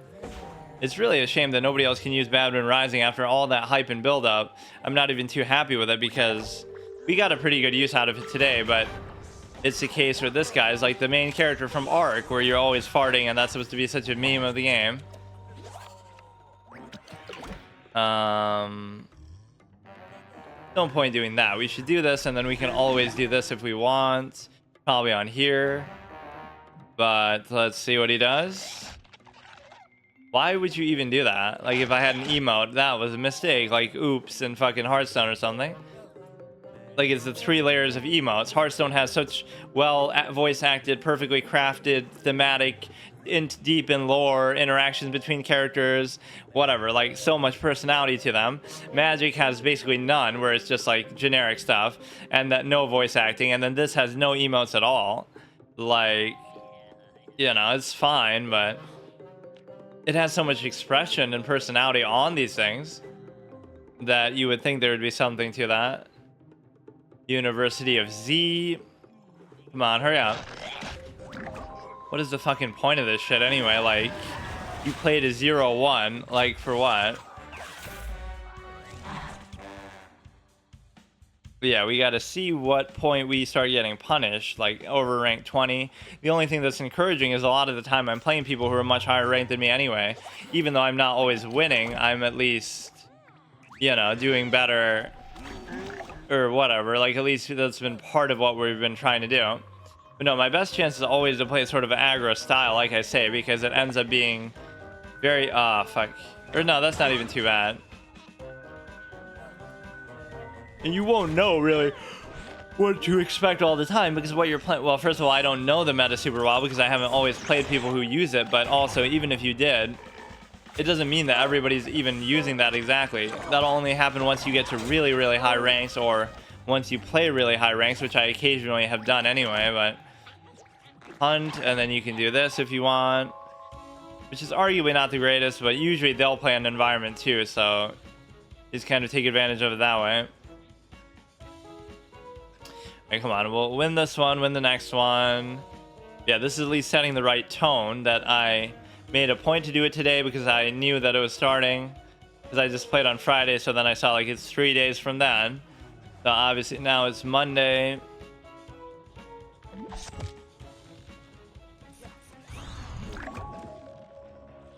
That isn't actually going to do too much. I mean, I should probably just do it anyway, though. This is a mana curve type play. Sometimes I ignore the lethal that I may or may not have, though. Like, I'm more concerned with just the board or something. That was happening a lot in some earlier episodes, too. You're down to actually 3. So now here's where I typically lose a game, because Zombie Evolution, destroy a plant. I don't even want to do that, though. We can save it for later. Now, in before this play, it changes the whole complexion of the game, but it really shouldn't. When you have this much going for you, and you only have 3 health. Oh, here we go. Not a huge deal, but that will take care of some shit here. You'll take 2, and you'll be down to 1. So I find it hard for me to believe that you wouldn't be able to do something here. The healing of that is the least of my concerns, really. There's nothing about this that makes sense either. Like, the fact that you're sort of life stealing from them, but like, it would make more sense to be like a zombie type effect than a, you know, than a, like that's a vampire who's like sucking their blood as you hit them or something. It doesn't make sense that you would be like a, I don't know. I'm overanalyzing the fucking thing.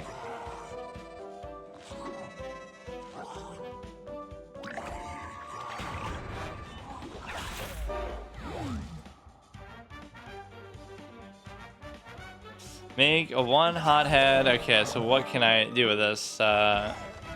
Nothing really. You imagine if I was to still lose this sort of game. It seems unbelievable. They have no block meter left. They're totally burnt out. Even, oh god. Oh god, that's gonna somehow win them the game though. It's just like when it drags out like this, when you think you have it, it's unbelievable how often that happens. Plus, when you play a pet, or we can do like sunflower, freeze all plants on the ground. +1 when you play a pet. Why don't I just do this and then like, or wait. I don't know what's even happening, but you would kill him with that 4 unless he has an answer for it, which of course he does. Just always have an answer for fucking everything. You have 7 suns, so you would think you actually would. Deal 4 damage to a thing here. You have something to play there. Let's freeze everything. Basically, this just ends up going on for fucking ever, though. Right, it's really hard to believe. So this is damage the zombie for half their health. Doesn't really bother me too much, but they just won't go down. Like, this is really a competitive episode just because, again, I don't normally play at this point, but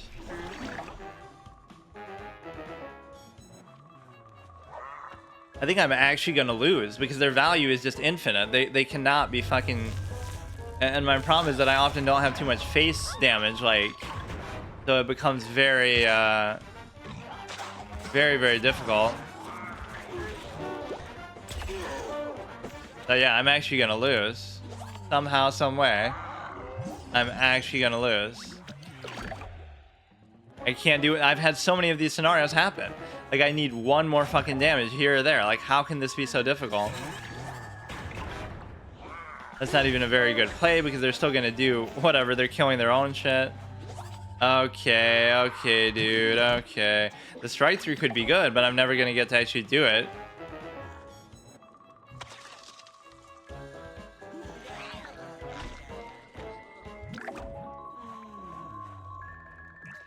That is so incredible. That is actually mind-boggling. That is amazing, though. Even though we get saved by the stupid-ass block meter that I always hate so much, now we're just gonna lose to the simple fact of, you know, just the raw damage value that they can do here.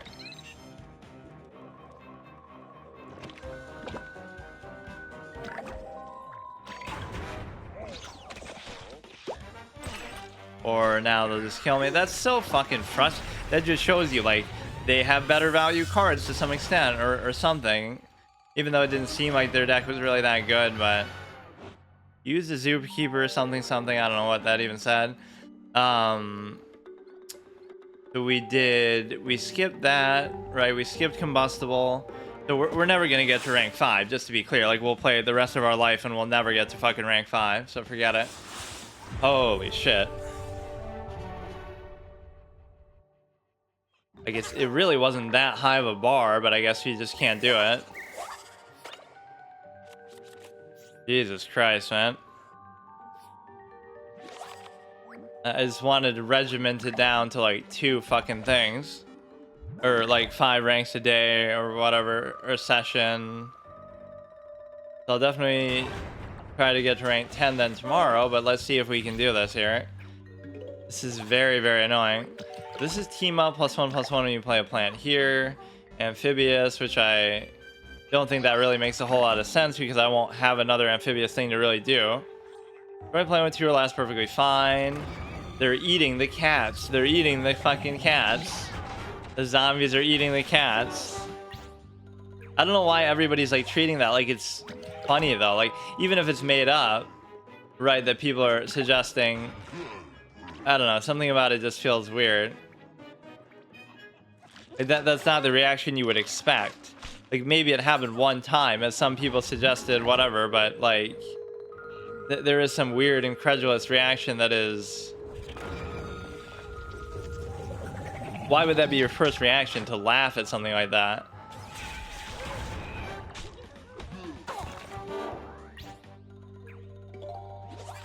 So here we want to get the leafy thing again, but I don't think I have a good,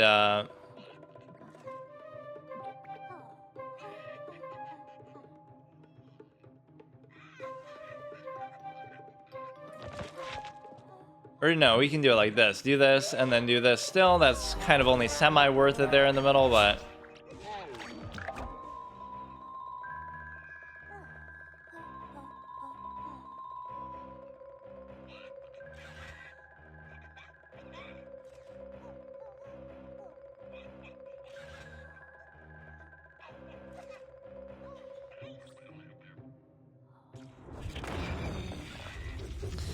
Okay, this isn't too bad of a pace of the game. I can't really get a value out of this, though, because of the fact that... kind of like a very dead turn sort of play. That's just like a bad curve thing to do. And we missed out. Oh yeah, you're really gonna beat me with that, even though you're playing at too slow of a pace for it to matter. We have the Dark Matter Dragon Fruit. The board is under my control, so you feel relatively like this should be an easy win, but I've had a number of those. Some of these I'll take even blame for that I didn't play that well, but also some of them are just bullshit. Like, okay, this will be a good play. Right, that's the whole theme of Green Shadow, is the splash damage AoE type stuff that you have. Okay, +1 doesn't really bother me at all. It won't survive that either. Oh shit. I mean, it still won't survive that. Okay, it still won't survive because you have the combination of that. So you overcommitted there pretty hard. You have the ability to okay, it should be relatively easy pickings now. And even if you have that, you still won't get to play Dark Matter Dragon Fruit though, because you'll just, you know, and the ones that cost 1 more, which may or may not even be good. Right, sometimes it can fuck you over, but clearly that is good. All plants and all lands in your hand give. Isn't it interesting how all the effects that make stuff, things that I don't have, like transformations, or things that generate stuff like conjuration, end up being the best plays that I have.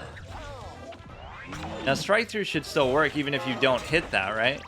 Yeah, it doesn't matter if that guy's immune, but you're not. And then we get one more shot here. All right, let's make this the last one, regardless win or lose, just to get to rank 5. As if that's really a big deal or accomplishment. If I can't do it, I can't do it, but just in principle, I should be able to do it. Yeah, let's try to make topical current memes, like how Fry is doing the Hawk Tour girl in a thumbnail. Like, I'm just wondering, like, what the fuck does that have to do with PvZ heroes? Like, of all the things in the universe that the Hawk Tour girl doesn't have to do with, is probably PvZ heroes. Right? And then even I used it in a fucking title for Smite. At least that was sort of topical, like, Cerberus has an ability called Paralyzing Spit, so, you know, he has the most paralyzing spit since the Hawk Tour girl. Even though it's still dumb, it's just like, +1/+1 when you play a trick. I'll actually do that, even though I arguably shouldn't. Now you're incentivized to do that, okay? But look, man, you're trying to play on the board a little bit, and if I just can't do it, then I can't do it. This is a good thing still, but you'll just keep doing it again then. And you want to get the Leafy synergy from that always, and you just don't always have it. Like, that's a decent value play. 4 mana, 5/4, but okay, alright.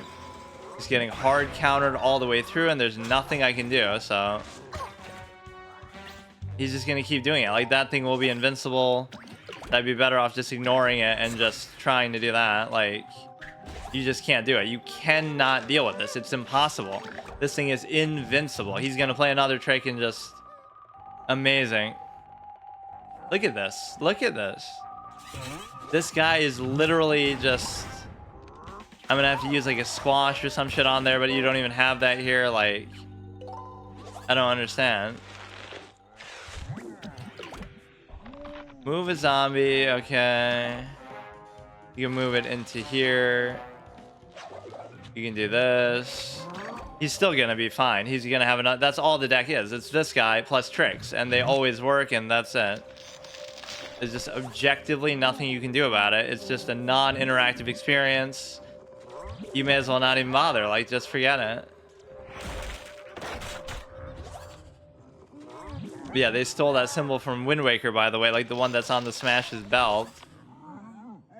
Unironically, looks exactly the same as like one of the skulls in that game, like some of the artifacts that the pirates have and stuff.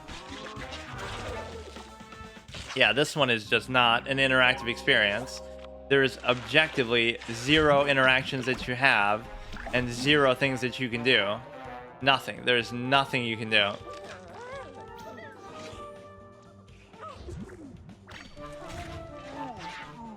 It doesn't even necessarily mean it's that good. It just means like it went his way, or it's just kind of like very removal focused, removal heavy. Even if I get like dark, look at that. Like, what am I missing?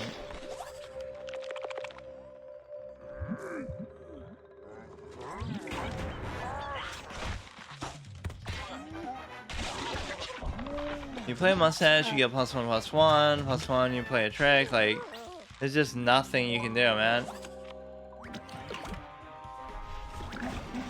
And I don't like to resign, just in a general sense, even if there is some sort of option that you have, like,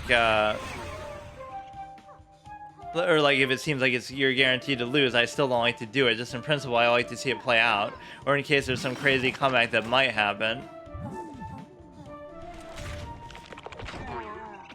Like a Trapper territory, it took a long time for it to really replace that. So I'm still not dead, but, or no, I should be.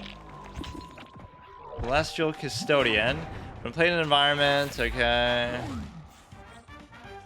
Like, I'm not gonna have a chance because, as you can see, I practically can't do anything the whole game, but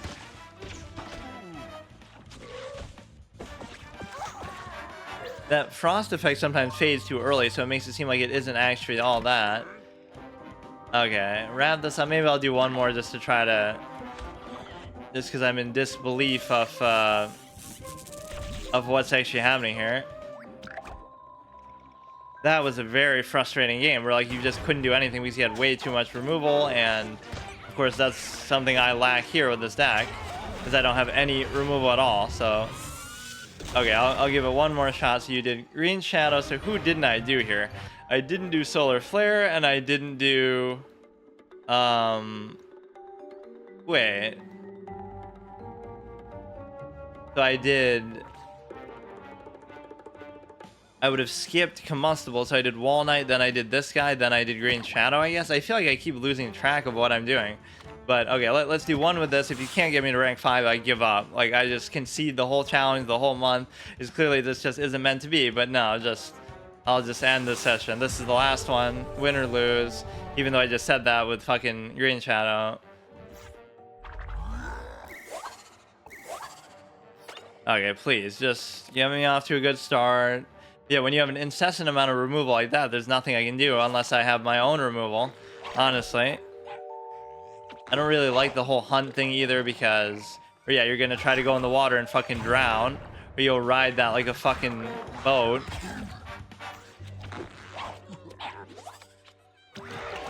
Okay, you go here.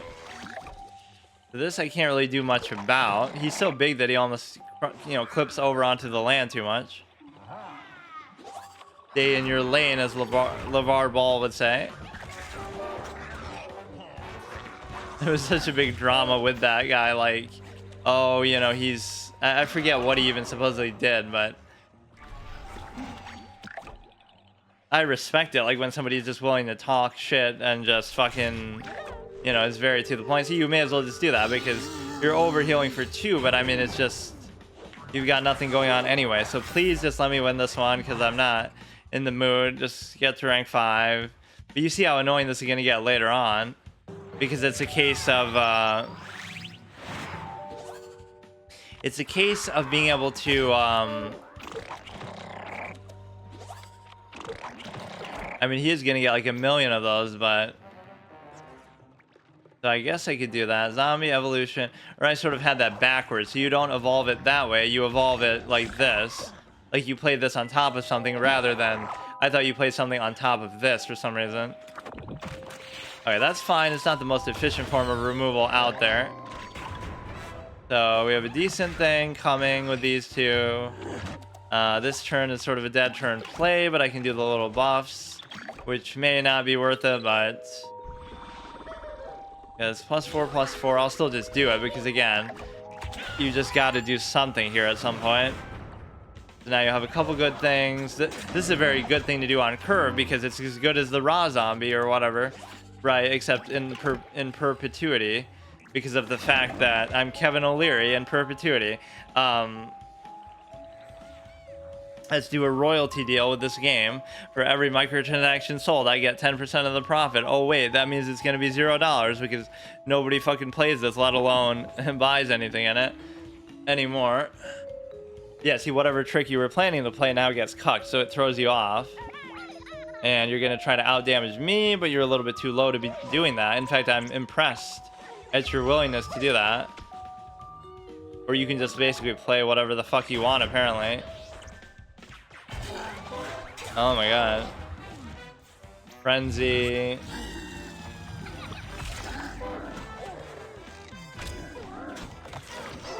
Oh wait, how did they get cucked on the block meter? I was even expecting it to save them. But that's the difference between winning and losing. Whether you get saved or cucked by the block meter, whether they get saved or cucked by the block meter. You have to remember we can play as a smash. So who is left? Like what did we do here? We did Green Shadow and Wall Knight. So we have the smash into the other two, basically Infinity and Bad Moon Rising. And then we have the solar flare, and then we're gonna skip combustible again because I made that error at the beginning. Okay, see you tomorrow. Okay, so today we're going to do another one of these sort of bonus sessions whenever I have time outside of my normal schedule, even because normally I only play this on Friday, but since this is the last month, I'm going to obviously do as much as I can, try to get to rank 50. If I do, I get to preserve my collection to live to find another day. Whether I do or not, you know, we could do it as a little bonus series, but if I succeed, I get to keep my collection. If I fail to get to rank 50 this season, then I have to delete every card in the game or just delete my whole account effectively. So we'll see how this plays out, and I'm trying to play almost every day in keeping of trying to do that.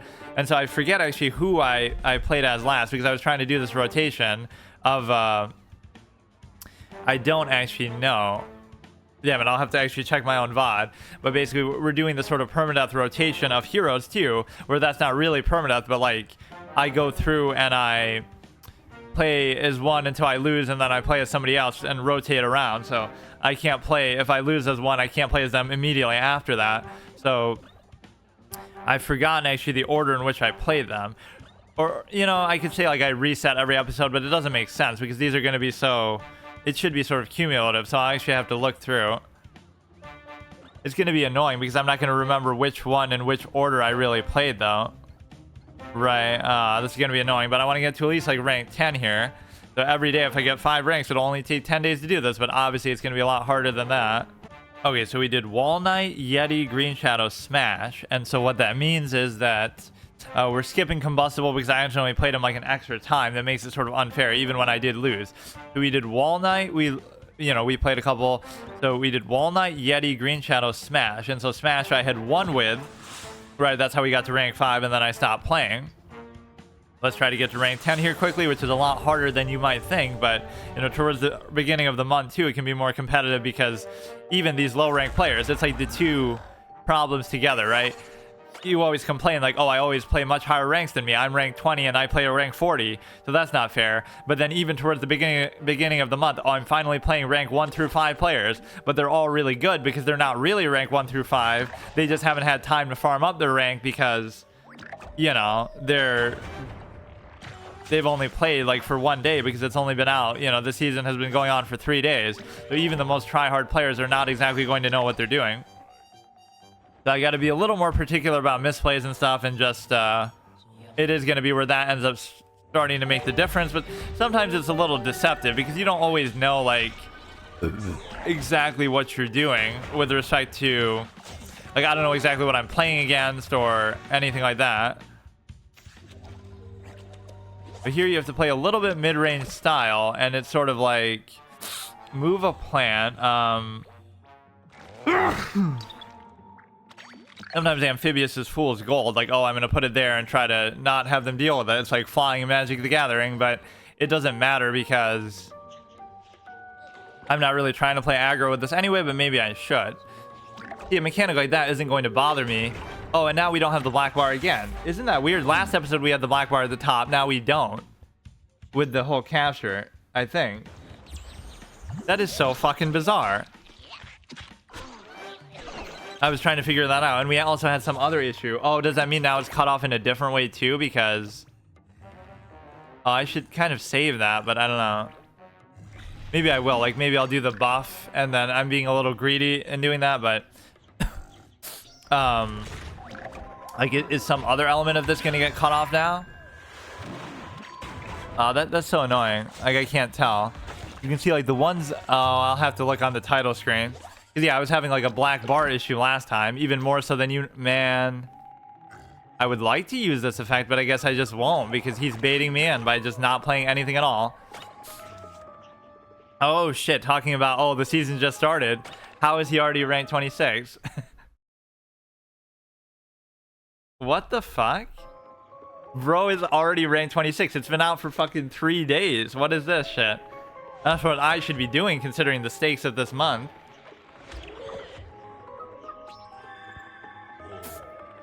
It's good. I just realized you're in stream. Yeah.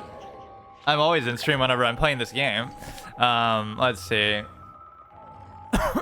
Oh shit, we got the double anti-magic mushroom thing. Or I mean that environment can completely ruin me.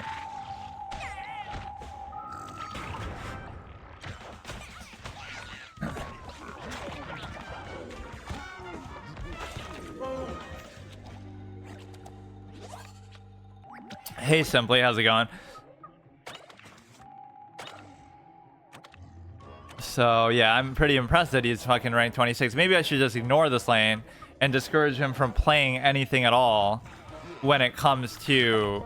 It seems like he's just gonna lose, but he's sort of baiting me, like he's holding stuff back. But yeah, this one can wreck you because, you know, that's a very, very impactful effect. A lot of the 4-cost environments are actually got here, like the force field that makes you just invincible and stuff.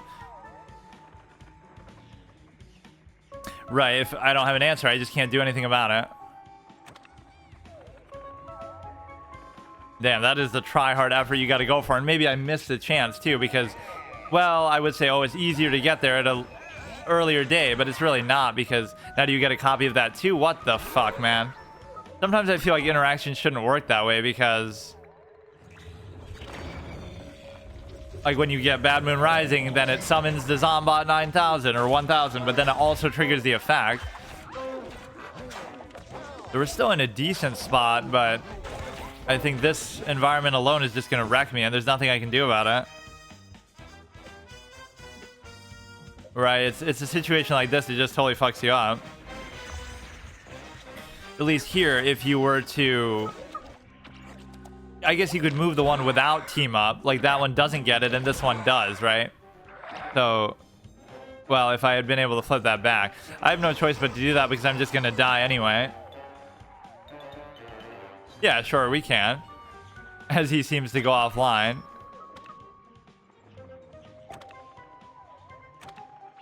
But yeah, we can. I don't know why I did that all of a sudden. Let me check after this game, though, if the black bar issue started again. It's so weird because I've been doing the same setup for... Oh, shit. He did play me like a fiddle here where he's just... But what was I supposed to do? Like, not overcommit and not do anything, but I don't have a choice then anyway. You can heal for 6. I still have a good amount of health, but I'm never going to be able to finish them off the way this is going.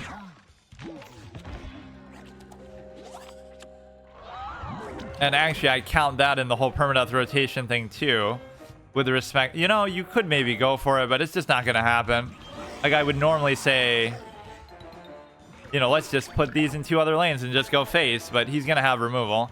Oh, it doesn't matter. If you stream type, it doesn't bother me. But no, like, if I... Oh, shit.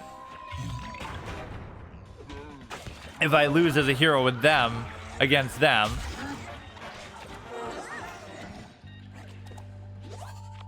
I have to rotate as well. So that's how I would do it even in the episodes. 6, 12. I have to hope I get saved by the block meter and just fucking hope I finish this guy off. But he played very slow. Like, he was sort of... He always had the upper hand, but he just wasn't... I don't know. But it's this stupid environment that does it, man.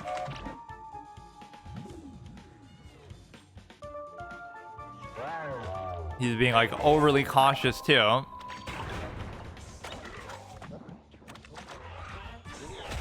Okay, so we can play as him. So we lose the smash. So now who do I have left? I played as... Wall Knight... Wait. Like, Wall Knight, Yeti, Green Shadow, Smash. So now we could play as anybody else besides that.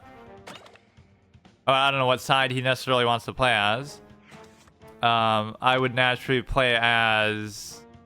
Probably Solar Flare, I would have to. So we'll skip Combustible once more after this. So who do we have left then in the rotation?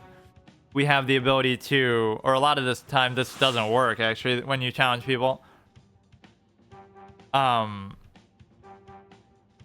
We did Wall Knight. We did okay. Wall Knight, Yeti. Fuck me. Okay, you can you can try to challenge me then.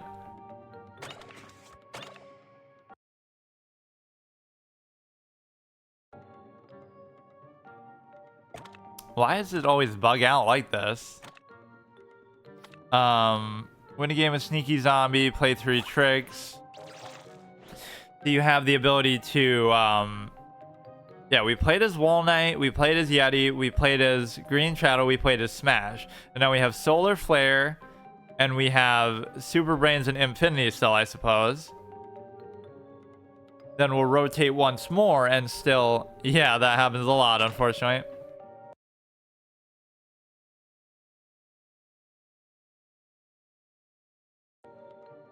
Yeah, let's see what a rank 26 is made of, too, because we're going to have to be beating those consistently, which we kind of have done before. I mean, we've beaten rank 40s, but whether I can do it consistently or not, or whether I'll have to do it consistently or not, I'm not sure.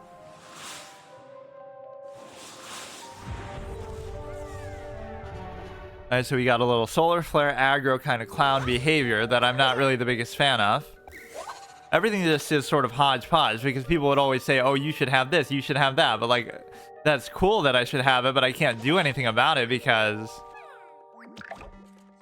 you know, I have to just deal with what I've been given by the gods of this game, which obviously has been very grateful too, because, you know, imagine having double dark matter dragon fruit and stuff like that.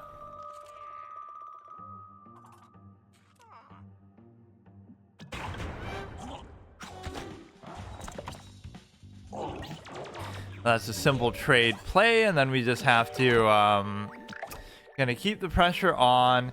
You should always try to do this like a little bit earlier, but the curve just isn't it can be a good piece of removal though later. It's fine. It's just like my pace is kind of too slow, where you got to go aggro and full face roll. Right, he's just gonna have an answer every single turn for everything I do. Fucking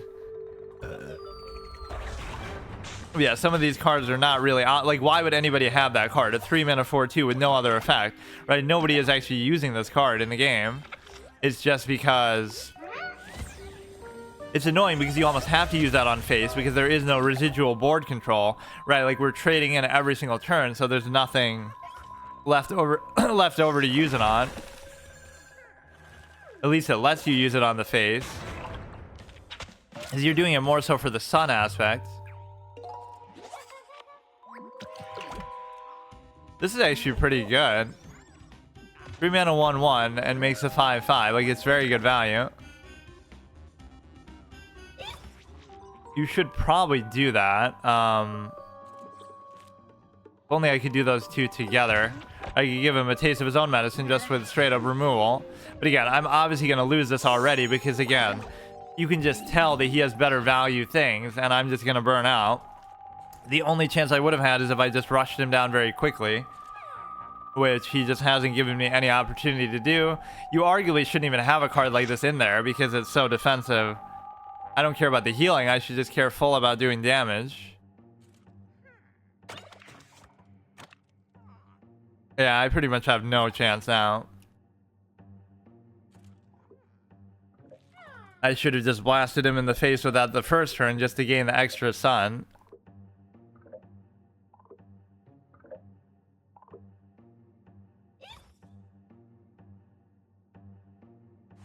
What?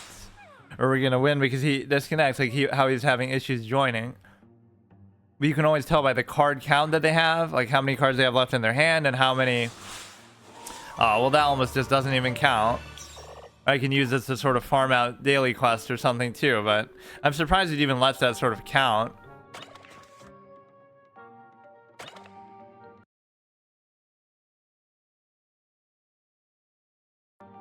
It wasn't my turn. It was kind of like it said he disconnected actually, so yeah, I don't think I've really seen that happen, or it made it seem like I won actually based on that. This game doesn't always have the best matchmaking, or it only seems to happen against friend duels though. You can do another one if you want. But yeah, according to my stream, I actually won it. Or whatever, from my perspective, I actually won. I'm lag switching my way to victory. We gotta play Solar Flare, and then we gotta play as Super Brains and Infinity. And then we'll skip Combustible again, and then we can go back to the normal rotation after that. This is just gonna take me like way long to actually do. Or he keeps disconnecting too. We could do Solar Flare again, kind of the same rematch. But yeah, I'm not the biggest fan of Solar Flare. As far as... Okay, this time it actually works. It's not just out of spite because everybody said how good she is at the beginning, but people are thinking of some specific budget deck that they have for them.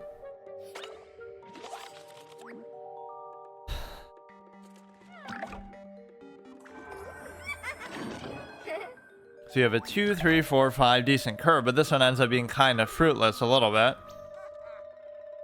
Literally fruitless because it's not a fruit plant.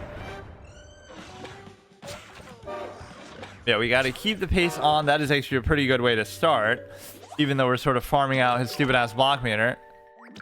But he's not doing anything. Like, now he'd say, oh, you shouldn't do that, but I have no chance of winning if I don't do that. Like, you know what I mean? That 3 damage could be the difference. I did that twice to somebody in the last session, like where I went face twice. Same deck, okay. You know, I did that twice, and then it came down to a very tight ending where I wouldn't have been able to win otherwise. So you got to realize sort of my win condition, especially with a deck like this. This is actually not a bad use of it because I'm probably not going to get much else to stick on the board since he seems to have so much removal. Or sometimes I never really understand why people like this card so much. It's a 2-mana 2/3. The fact that it counts as a trick is cute, but it almost just doesn't matter too much. But no, he has too much removal, so I can never get any sort of damage in.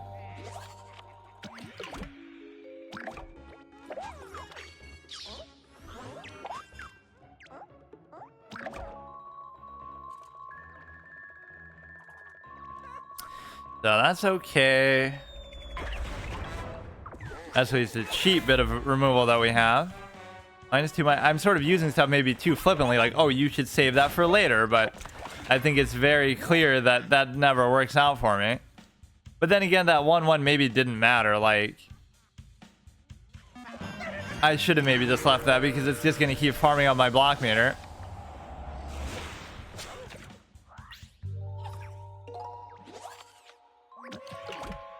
You have the Astrocado, which I never have the ability to really protect too well, especially on here. Oh, you have that same insignia too. I never really even paid attention. It's so much bigger on the smash. He's better endowed, I guess. I mean, sometimes you're just playing on curve just for the sake of doing it. And maybe I shouldn't have let that happen, but we do have removal. Despite this being an aggro deck, it's not like we're not going to have any of it. But this amount of strike through damage and stuff like that can definitely be very valuable.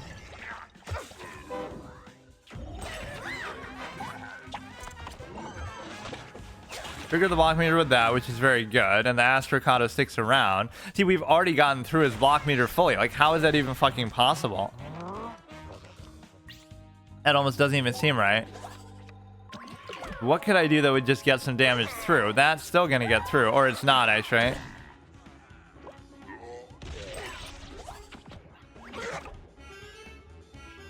Okay, we probably want to do this, but I'm not too happy about it nonetheless.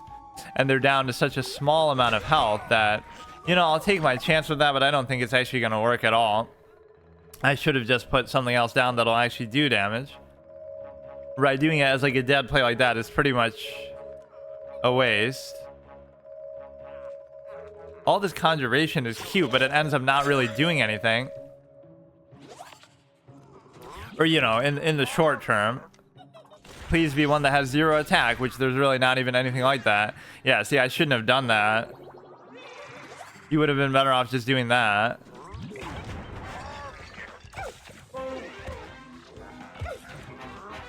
Now I'm gonna lose because obviously I just can't deal with the amount of value that they put forth here. Right now, there's no win condition. It's just a waste of time because...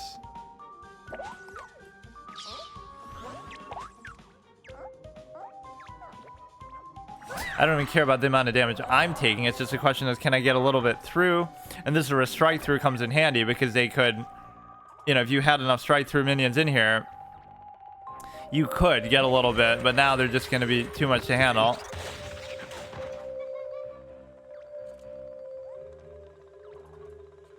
And it makes for a very good play on this, but nothing's really going to survive.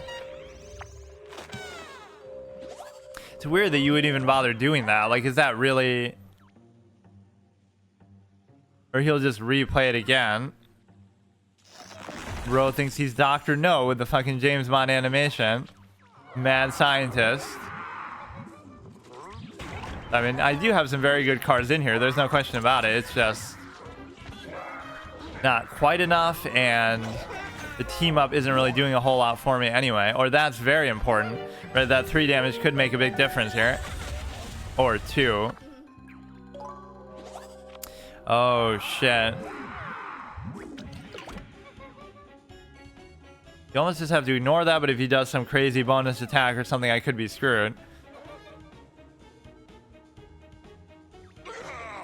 Oh, man, this bonus attack, man. You can't really even ignore that, and the frenzy alone is going to fuck me over. He just has too many brains, so it's going to be like... He'll have a million options of what he can do.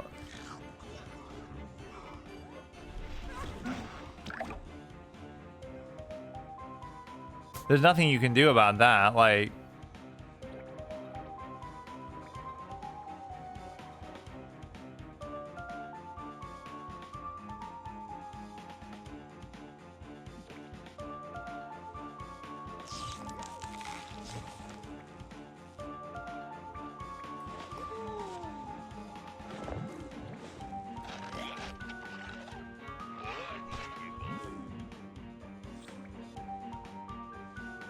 I don't really know about that play, but I mean, you could have maybe, since we trade in, assuming he doesn't have still something up his sleeve, like he'll still have something, even after all that, he'll still, no, he doesn't, actually. That is so dumb. Like, I wish the team up worked the way it actually should, where like one of those should get through and hit him in the face, or no, not in that case, but that's so fucking dumb, dude.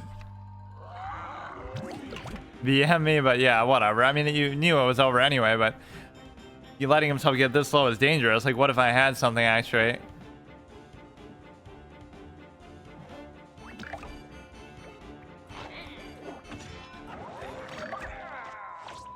You just had way too many. Like, look at how the burnout actually happens, because I have nothing in my hand and they have a full hand. So obviously you know how the pace of this game is going to go.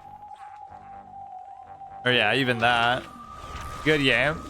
I mean, I guess we are 1-1. Whether I would have won that first game if he didn't disconnect or not, I'm not too sure. Alright, so we lost a solar flare, so let's go ahead and do...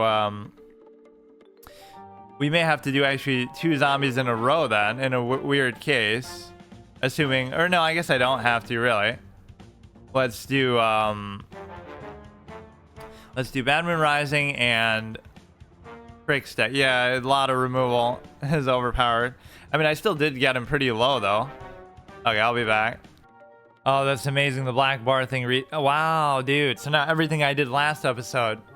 Fuck. Like, now I can't remember. I can't remember exactly where it was. So now whatever I did last time, reset. Between the episode before last and last episode, the black bars appeared in a weird way. Then, I don't get it. Then between this episode, it changed again. So now I'll have to move the art. I don't know how to even do this. Like, I have to keep estimating. This is very annoying. So I think that fixed it. I don't know why the fuck that happened in any sort of meaningful way. Like with respect to, everybody's always away, but nobody's ever offline, right? Like everybody's just lives in this game. But no, it's a case where I think the black bar at the top issue went away, but then we went back to whatever was happening on the side. So I think it's fine. How can you even tell? Like, there was some trick I had. If you go to like here, You can see like part of the zombie's eye here on the right, and it cuts off like right by solar flare's left eye, or the sunflower's left eye. So can I see that on here or what? Wait, I can't see anything though. What's going on? Oh, it's just so small because I'm... Yeah, so you can see that guy's eye a little bit. And you can see the sunflower. I don't know. It's close enough, I'm sure. So, yeah, we can do Bad Manners Rising here. I'm trying to get to rank 10 here this session, but I'm not going to have time. So this has been a very frustrating first couple days where... In fact, I was meant to be maybe rank 15 today because I... get 5 ranks a day, which obviously would only take 10 days then to do it. But obviously, I don't expect it to be that easy. It's just, you give me a head start. But we must get to rank 10 right now. Christina Bauer. Don't use your real name when playing this game, kids. That's what that sounds like. Make fun of everybody's name. If they use their real name, if they use numbers in their name, if they use, just some of these always sound like bot names or just something totally... random that nobody would ever actually use.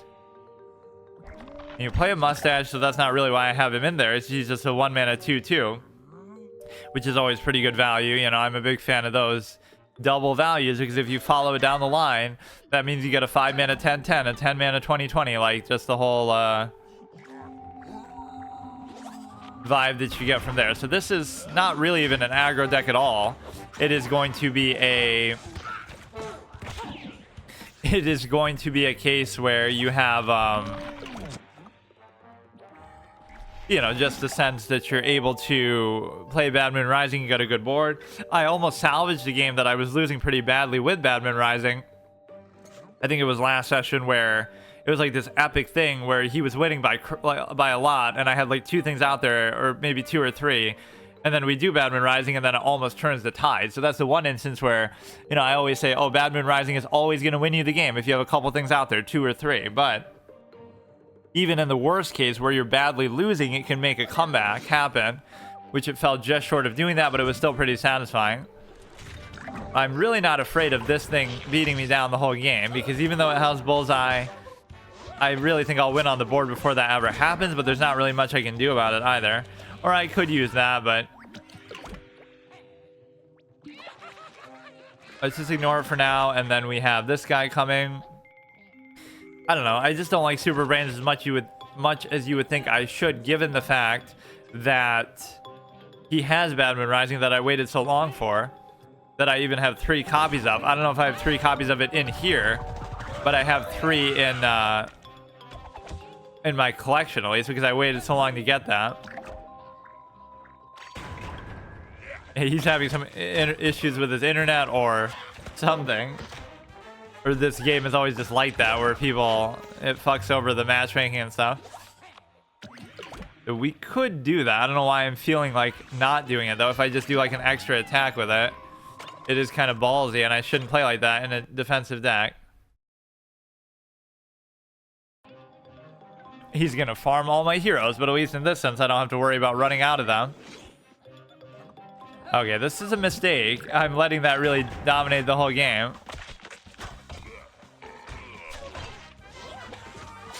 Like, why do this when I could have easily... I guess I wouldn't have actually been able to kill it, though. Or maybe with a bonus attack.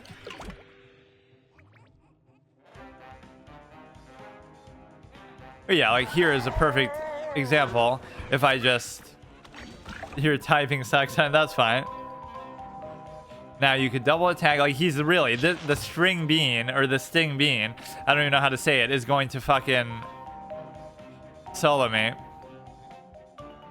Why does it tag it? Or like put... Yeah, I don't know why it does that. Actually, my Twitch chat will do that too. I gotta turn off the option. Maybe because this game's for kids or something, that they feel like... Either way, I'm pretty much going to die here. Man, I'm losing games that I really shouldn't be losing. I was even making fun of this guy, like... Man. So again, as much as Bad Moon Rising might seem like to have a certain appeal, so we'll skip the plants for once, which sort of breaks my rule too. No, I don't have to do that though. I'll just skip combustible. I'll do Walnut again, and then I'll do I'll do Walnut and then I'll do Infinity. So this is...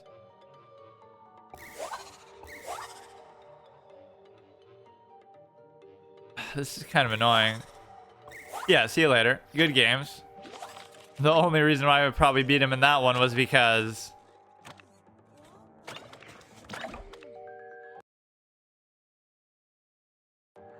But yeah, he is really went against my stereotype that nobody should be a high rank because of the simple fact that the season just started.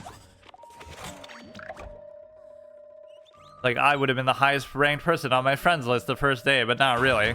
Like, I got to rank 5, but somebody was already ranked 10, like the Martin guy, who might still be there now. Yeah, I'll just play 2 more then, or 2 more heroes worth. Or whatever, I can play as much as I want, but I'll go till about 11 here, so like half an hour. But I need to get to rank 10 to feel like I'm making some progress here, otherwise I'm screwed. It's like I'm trying to play this almost every day, but I might not always have time, so... Normally this would be like, oh, you're blocking off your opponent's space, but... At least here you have the ability to take advantage of the simple fact that you have team up so much. I don't know if I should even worry about that. Like, this guy's getting low, but who really cares? The nuts are expendable. Like, that's such a high impact play, and it's kind of sad that I don't have 4 of those in there anymore.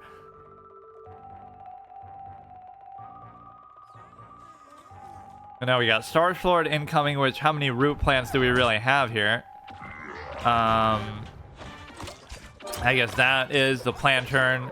We don't have any environment to really complement it, but it's still a good card. 3 mana, 3/3. I mean, it's not really that good, but you just got to end these games quickly, which seems weird to even say as Walnut, but it still devolves into that. Let's try to do Starch Lord and just try to make it so that we get to farm out the value here, which that can be really transformative because it doesn't matter about... That'll still trade in, though.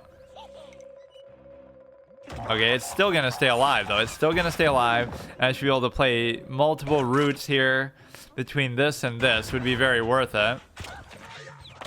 You know, team up can be really an aggressive mechanic because you get to double up in rows where otherwise you'd just be sort of stagnant. You know, you got a bunch of 1/1s and 2 whatever, 2 6s, but just, you know, the zombies often have that issue. But he won't even get through that, though.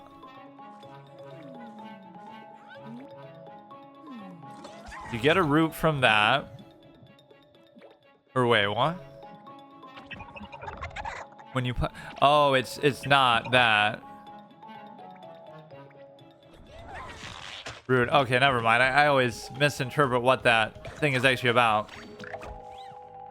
It's not that you get a root whenever you play a root. It's that you get a buff, which is still good. But they are pretty low, so it's just a question of now we'll get another free root with this too. Then we get another team up opportunity. +1/+1 for... Oh, wow, that's going to be good.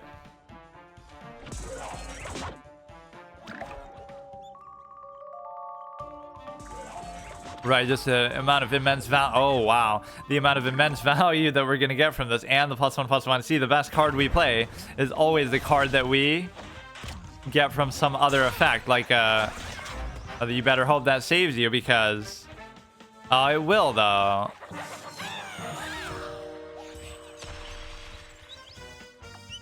Are you serious with that? And then you'll kill that and you'll kill Starch Lord and you have a pretty decent board yourself. Now I'm going to end up losing because of this. Like, my window of victory is always very small.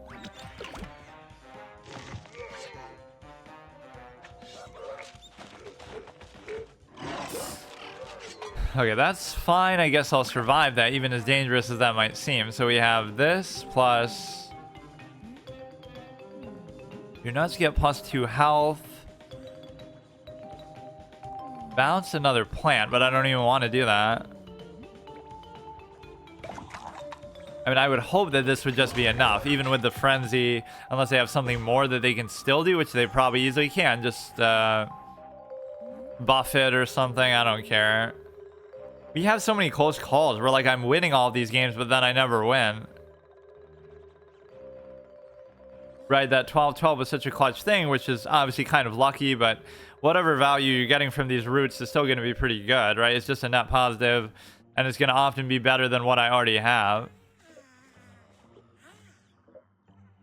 This gives you a sense of their scale, of how big these things are, because of the... He's holding like an electric line pole. Or now we'll still get... We'll still survive because of the block meter. And you should die, obviously, to the 12-12. So I'm not going to take a ton of credit for that one. But, you know. Or imagine if they got saved by their stupid-ass block meter that way, too. So now we have... We are still at rank 5, or are we rank 6? No, rank 5.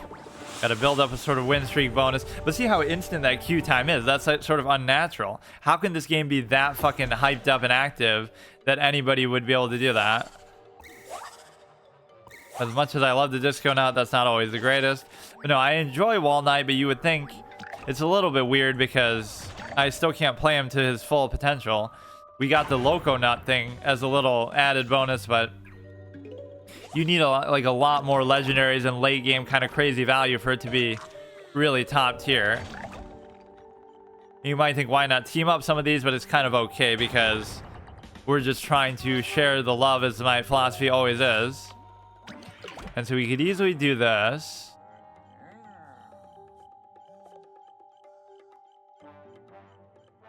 Or this thing can be very good, but no, let's do this first and then... He's not really doing anything. Yeah, we either have to just keep farming bots or people who disconnect, but then we're going to get farmed by people who are hackers and stuff. Come on, it's not that hard. We just got to speed run to rank 10. I just don't like playing in so much of a hurry, but I always play this game kind of fast though anyway, just because it feels like that kind of pace that you almost feel bad for... You almost feel bad for taking too long because, oh, it's casual or whatever. So he already got the value from this, so it doesn't even matter, really.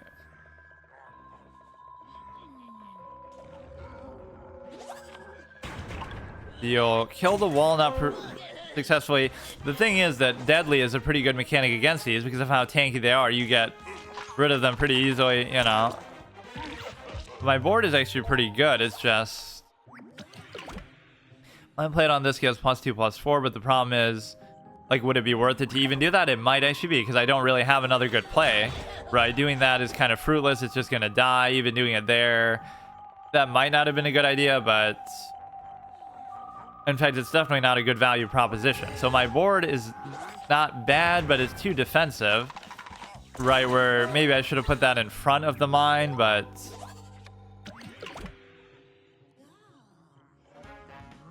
I haven't played on this, gets +2/+4, and... Not really all that valuable though, because that's what it is anyway. Like, you could just play it as a 2/4 then. Yeah, it's weird that he gives you attack too when it's such a defensive fuck.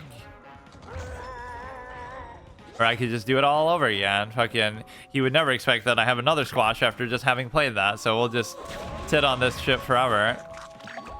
It's weird putting stuff behind the mines, but I kind of want the mines to trigger is the whole point.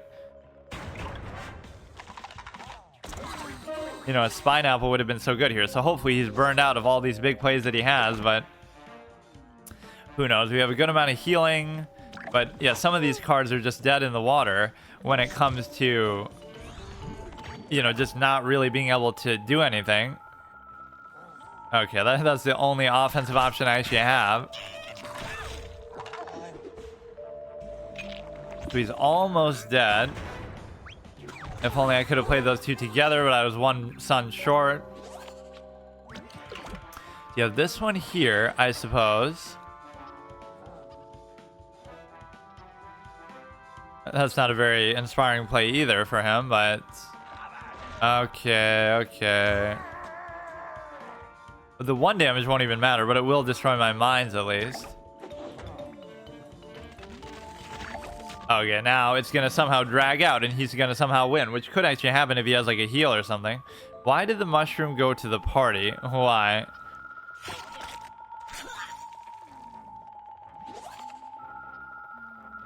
To get smoked by somebody who's fucking into shrooms, but that's not because he's a fun guy. Oh, that's I remember that one from somewhere.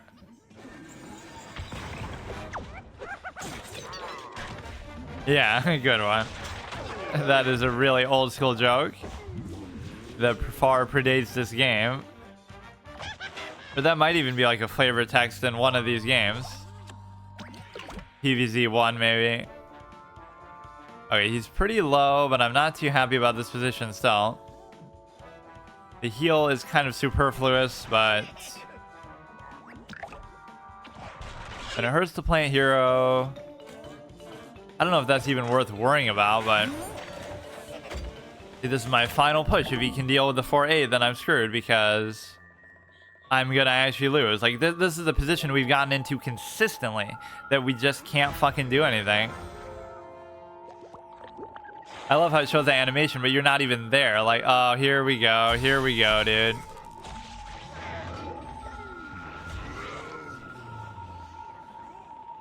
You're down to 2 health, man.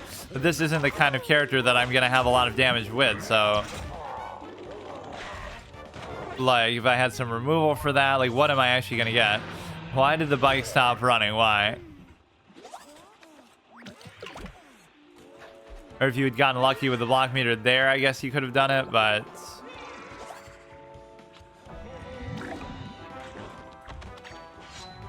I mean, it's just completely, you have no shot. I don't know what to tell you about a matchup like that. That's very irritating because it was too tired. Good one. Except the way you would type it would be like 2-double-O PWO because, you know, too tired.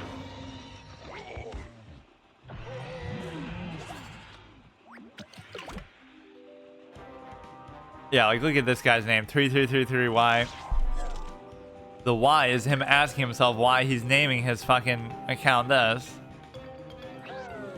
Yeah, there's really nothing I could possibly get. That is so frustrating, man. Like, so it just shows you like I'm a step short. And I do have some gems to spend, so I could still get some more packs in the course of doing this, but it's just a little disappointing. Like, I have a feeling I won't be able to do it because even if I can beat some higher ranked players, it's not going to be consistent, so I'm going to keep losing ranks and stuff too. Right? It's going to be virtually impossible unless I'm using exactly what I have to do. Bro. No, like that's how you should use Badman Rising properly, but I don't have the kind of deck to necessarily get to that point. Losing to the Curse of 69 again, so let me just play as Infinity here, I think was the last one. And we'll end off on that, so then after that we can go back to Combustible and, you know, actually start the rotation properly. Or wait a second. No, I still won't do it until I get through all the plants again.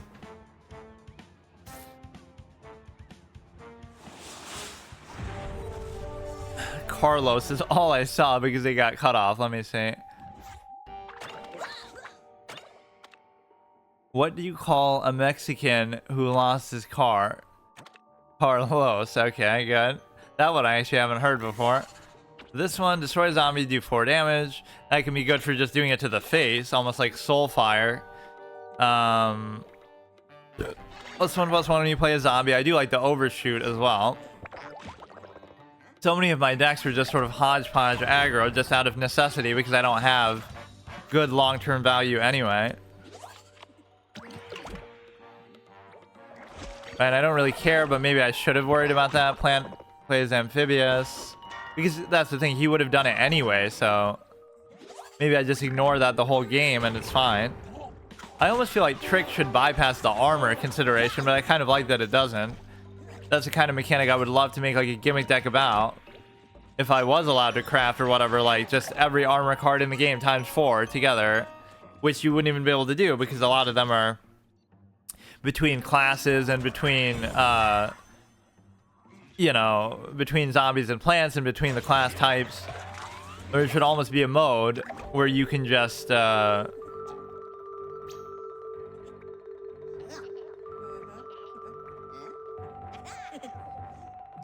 That seems like a waste, but I'll still do it.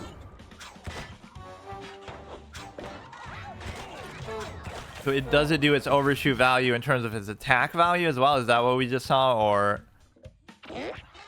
No, it's still the same. Deal 2 no matter what. So that would be cute if you do kill the 4-1, which I assume that you will. Right, then you get punished by getting hit multiple times by that. I do have some good cards in here, though, for sure. This can be a win condition, too, in itself. You can just, like, almost like an OTK cowboy thing, but if you give it Bullseye, for example, trivia, PvZ heroes, of course, because I'm an expert on the game, clearly.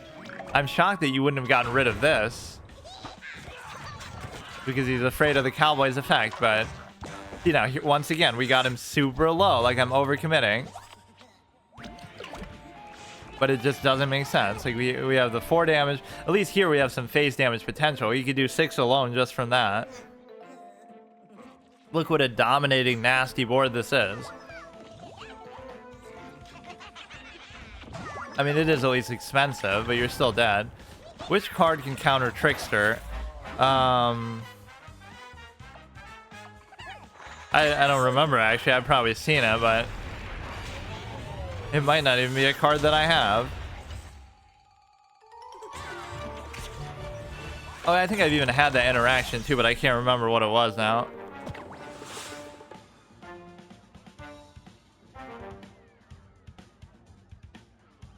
Yeah, this is good to try to learn the meta aspect of this, where you have, you know, I gotta learn all the meta answers.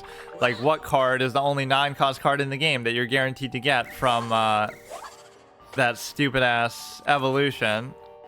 Right, make something that costs 1 more. So if you have an 8 cost, you already know what you're gonna get. This guy looks too badass to be a 1 cost card. Yeah, I'm pretty sure I know that, but I can't remember. And again, I very likely don't even have it.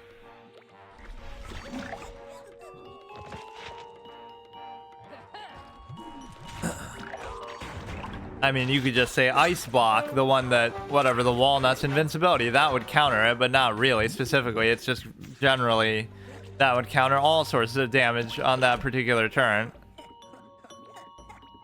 Deal 3 damage to a random plant. So even this one, you gotta play mindless aggro like most of them. Combustible solar flare, this one. Even, you know, so mid-range style, I have the Smash, I have Green Shadow, I have Bad Moon Rising, Super Brains. The Combustible Solar Flare Infinity is aggro. And then, who else is left? Like, the Yeti is kind of maybe a little mid-range. This would be adequate trading value. We have a little mid-range value here, which is not the greatest, but it plays into the aggro mindset at least, because you know they're going to kill all your little weenies in the meantime, so that can be good. You know, so they can play around his effect by just don't kill anything, but then a tower once fell. Wait, he didn't even give me the answer. A tower once fell. It was known as the Eiffel Tower. Eiffel Tower. Yeah, we had somebody doing this when I was playing chess one time, just going through all these sort of dad joke equivalents. Okay, you gotta never worry about your own health here, so. And actually, this plays into it too, because he's gonna... Or no, that one sort of has the opposite of hunt, which there should be a keyword for that. It's gonna be as elusive as the elusive keyword in Hearthstone that we have to wait 10 years to get. Right, instead of hunt, it could be like hide, or hide and go seek, or some shit. Can't be hurt this turn, that's fine, as long as you can't get rid of this. See, this is kind of encouraging. This guy's deck is bad, because he actually burned out of cards. But he burned out against an aggro deck too, so that in itself is weird, because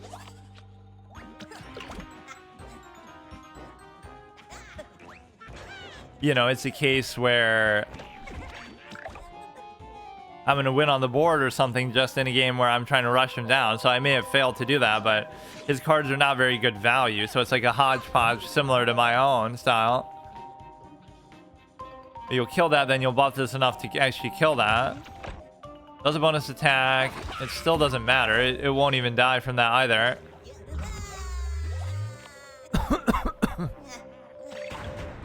Right, because now you'll make it a 6-7 or a 6-4, I mean.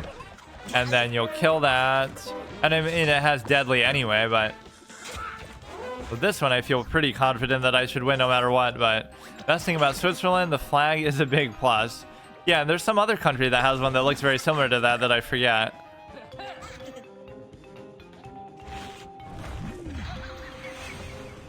Oh, he's gonna go for a Divine Spirit Inner Fire type shit. But it doesn't matter, I have the block meter and it even still wouldn't kill me. This summons a disco thing and another disco thing, which again, because of the lack of team up that you have with the zombies, it's almost not even that good. Man, this just takes way longer than I would have thought. Now I'm not actually gonna have time to do it.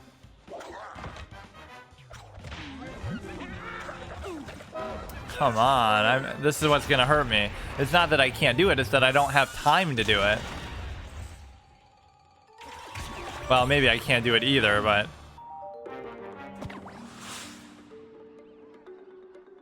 Fuck, I'm actually screwed, yeah. This is 3 days worth of work and I only got to rank 7 and it's gonna get harder later on.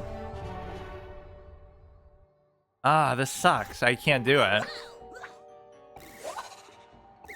That's another incentive to play aggro, just to get it over with quicker, but... If your house is always cold, always stand in the counter...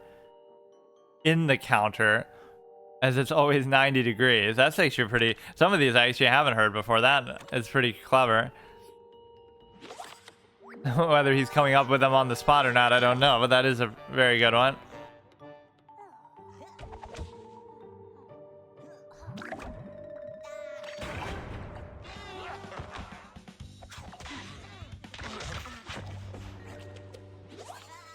Didn't realize my mistake, I meant corner.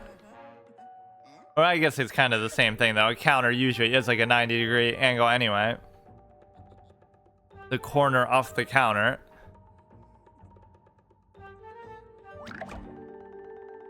I mean, you could do this just for the card draw. I don't really, you know... Fuck it. I'm being a little dumb with some of those things, but I mean, it's you got to get it over with quickly. That's the only style of play that we have here. When an environment does damage each turn, deal 1 damage to each plant. But not the plant hero, even they technically count as a plant. Like, some of this card text is vague like that. You're trying to tell me the plant hero isn't considered a plant? Just ignore what they're doing. It hurts the zombie hero, steal a section of the block meter. Like, I don't really care, but it's just... Where are you answering others? I don't see anyone else on Twitch. I'm not answering anybody. I'm just sort of talking. Like, they're just running commentary.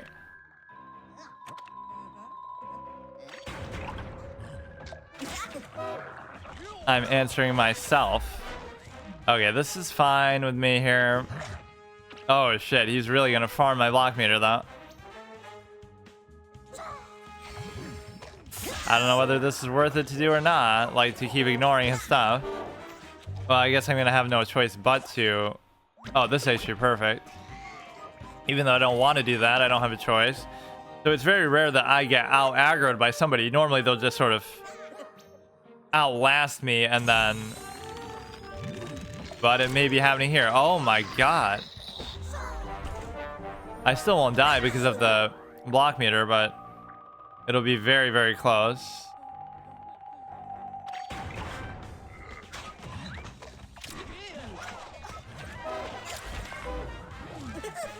Zombie hides in a gravestone, draw a card. I mean, I guess it's okay just because I need the card draw, but there's nothing I'm going to get that's actually going to save me here.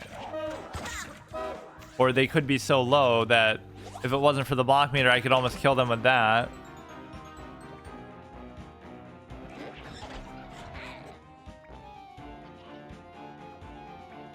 Or I could even kill the cattail with something too. Right, so you'd be super low. You would think I should actually be able to kill them. Forget about the cattail. If I just knock your ass for 4, but it'll trigger the stupid ass block meter.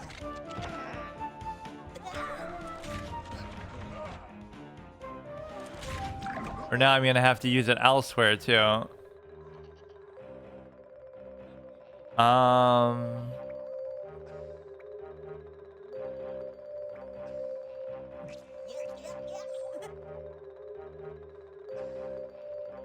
You could get like 2 ticks. No, but you're dead. No, you would have had to do it on there.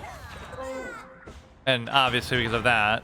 But no, it's a case where, I mean, that guy could get you to 100 to 0 on your block meter alone because he'll hit you so many times. But for fuck's sake, man, this is garbage. I'm just not going to have the time to do it. Okay, see you later.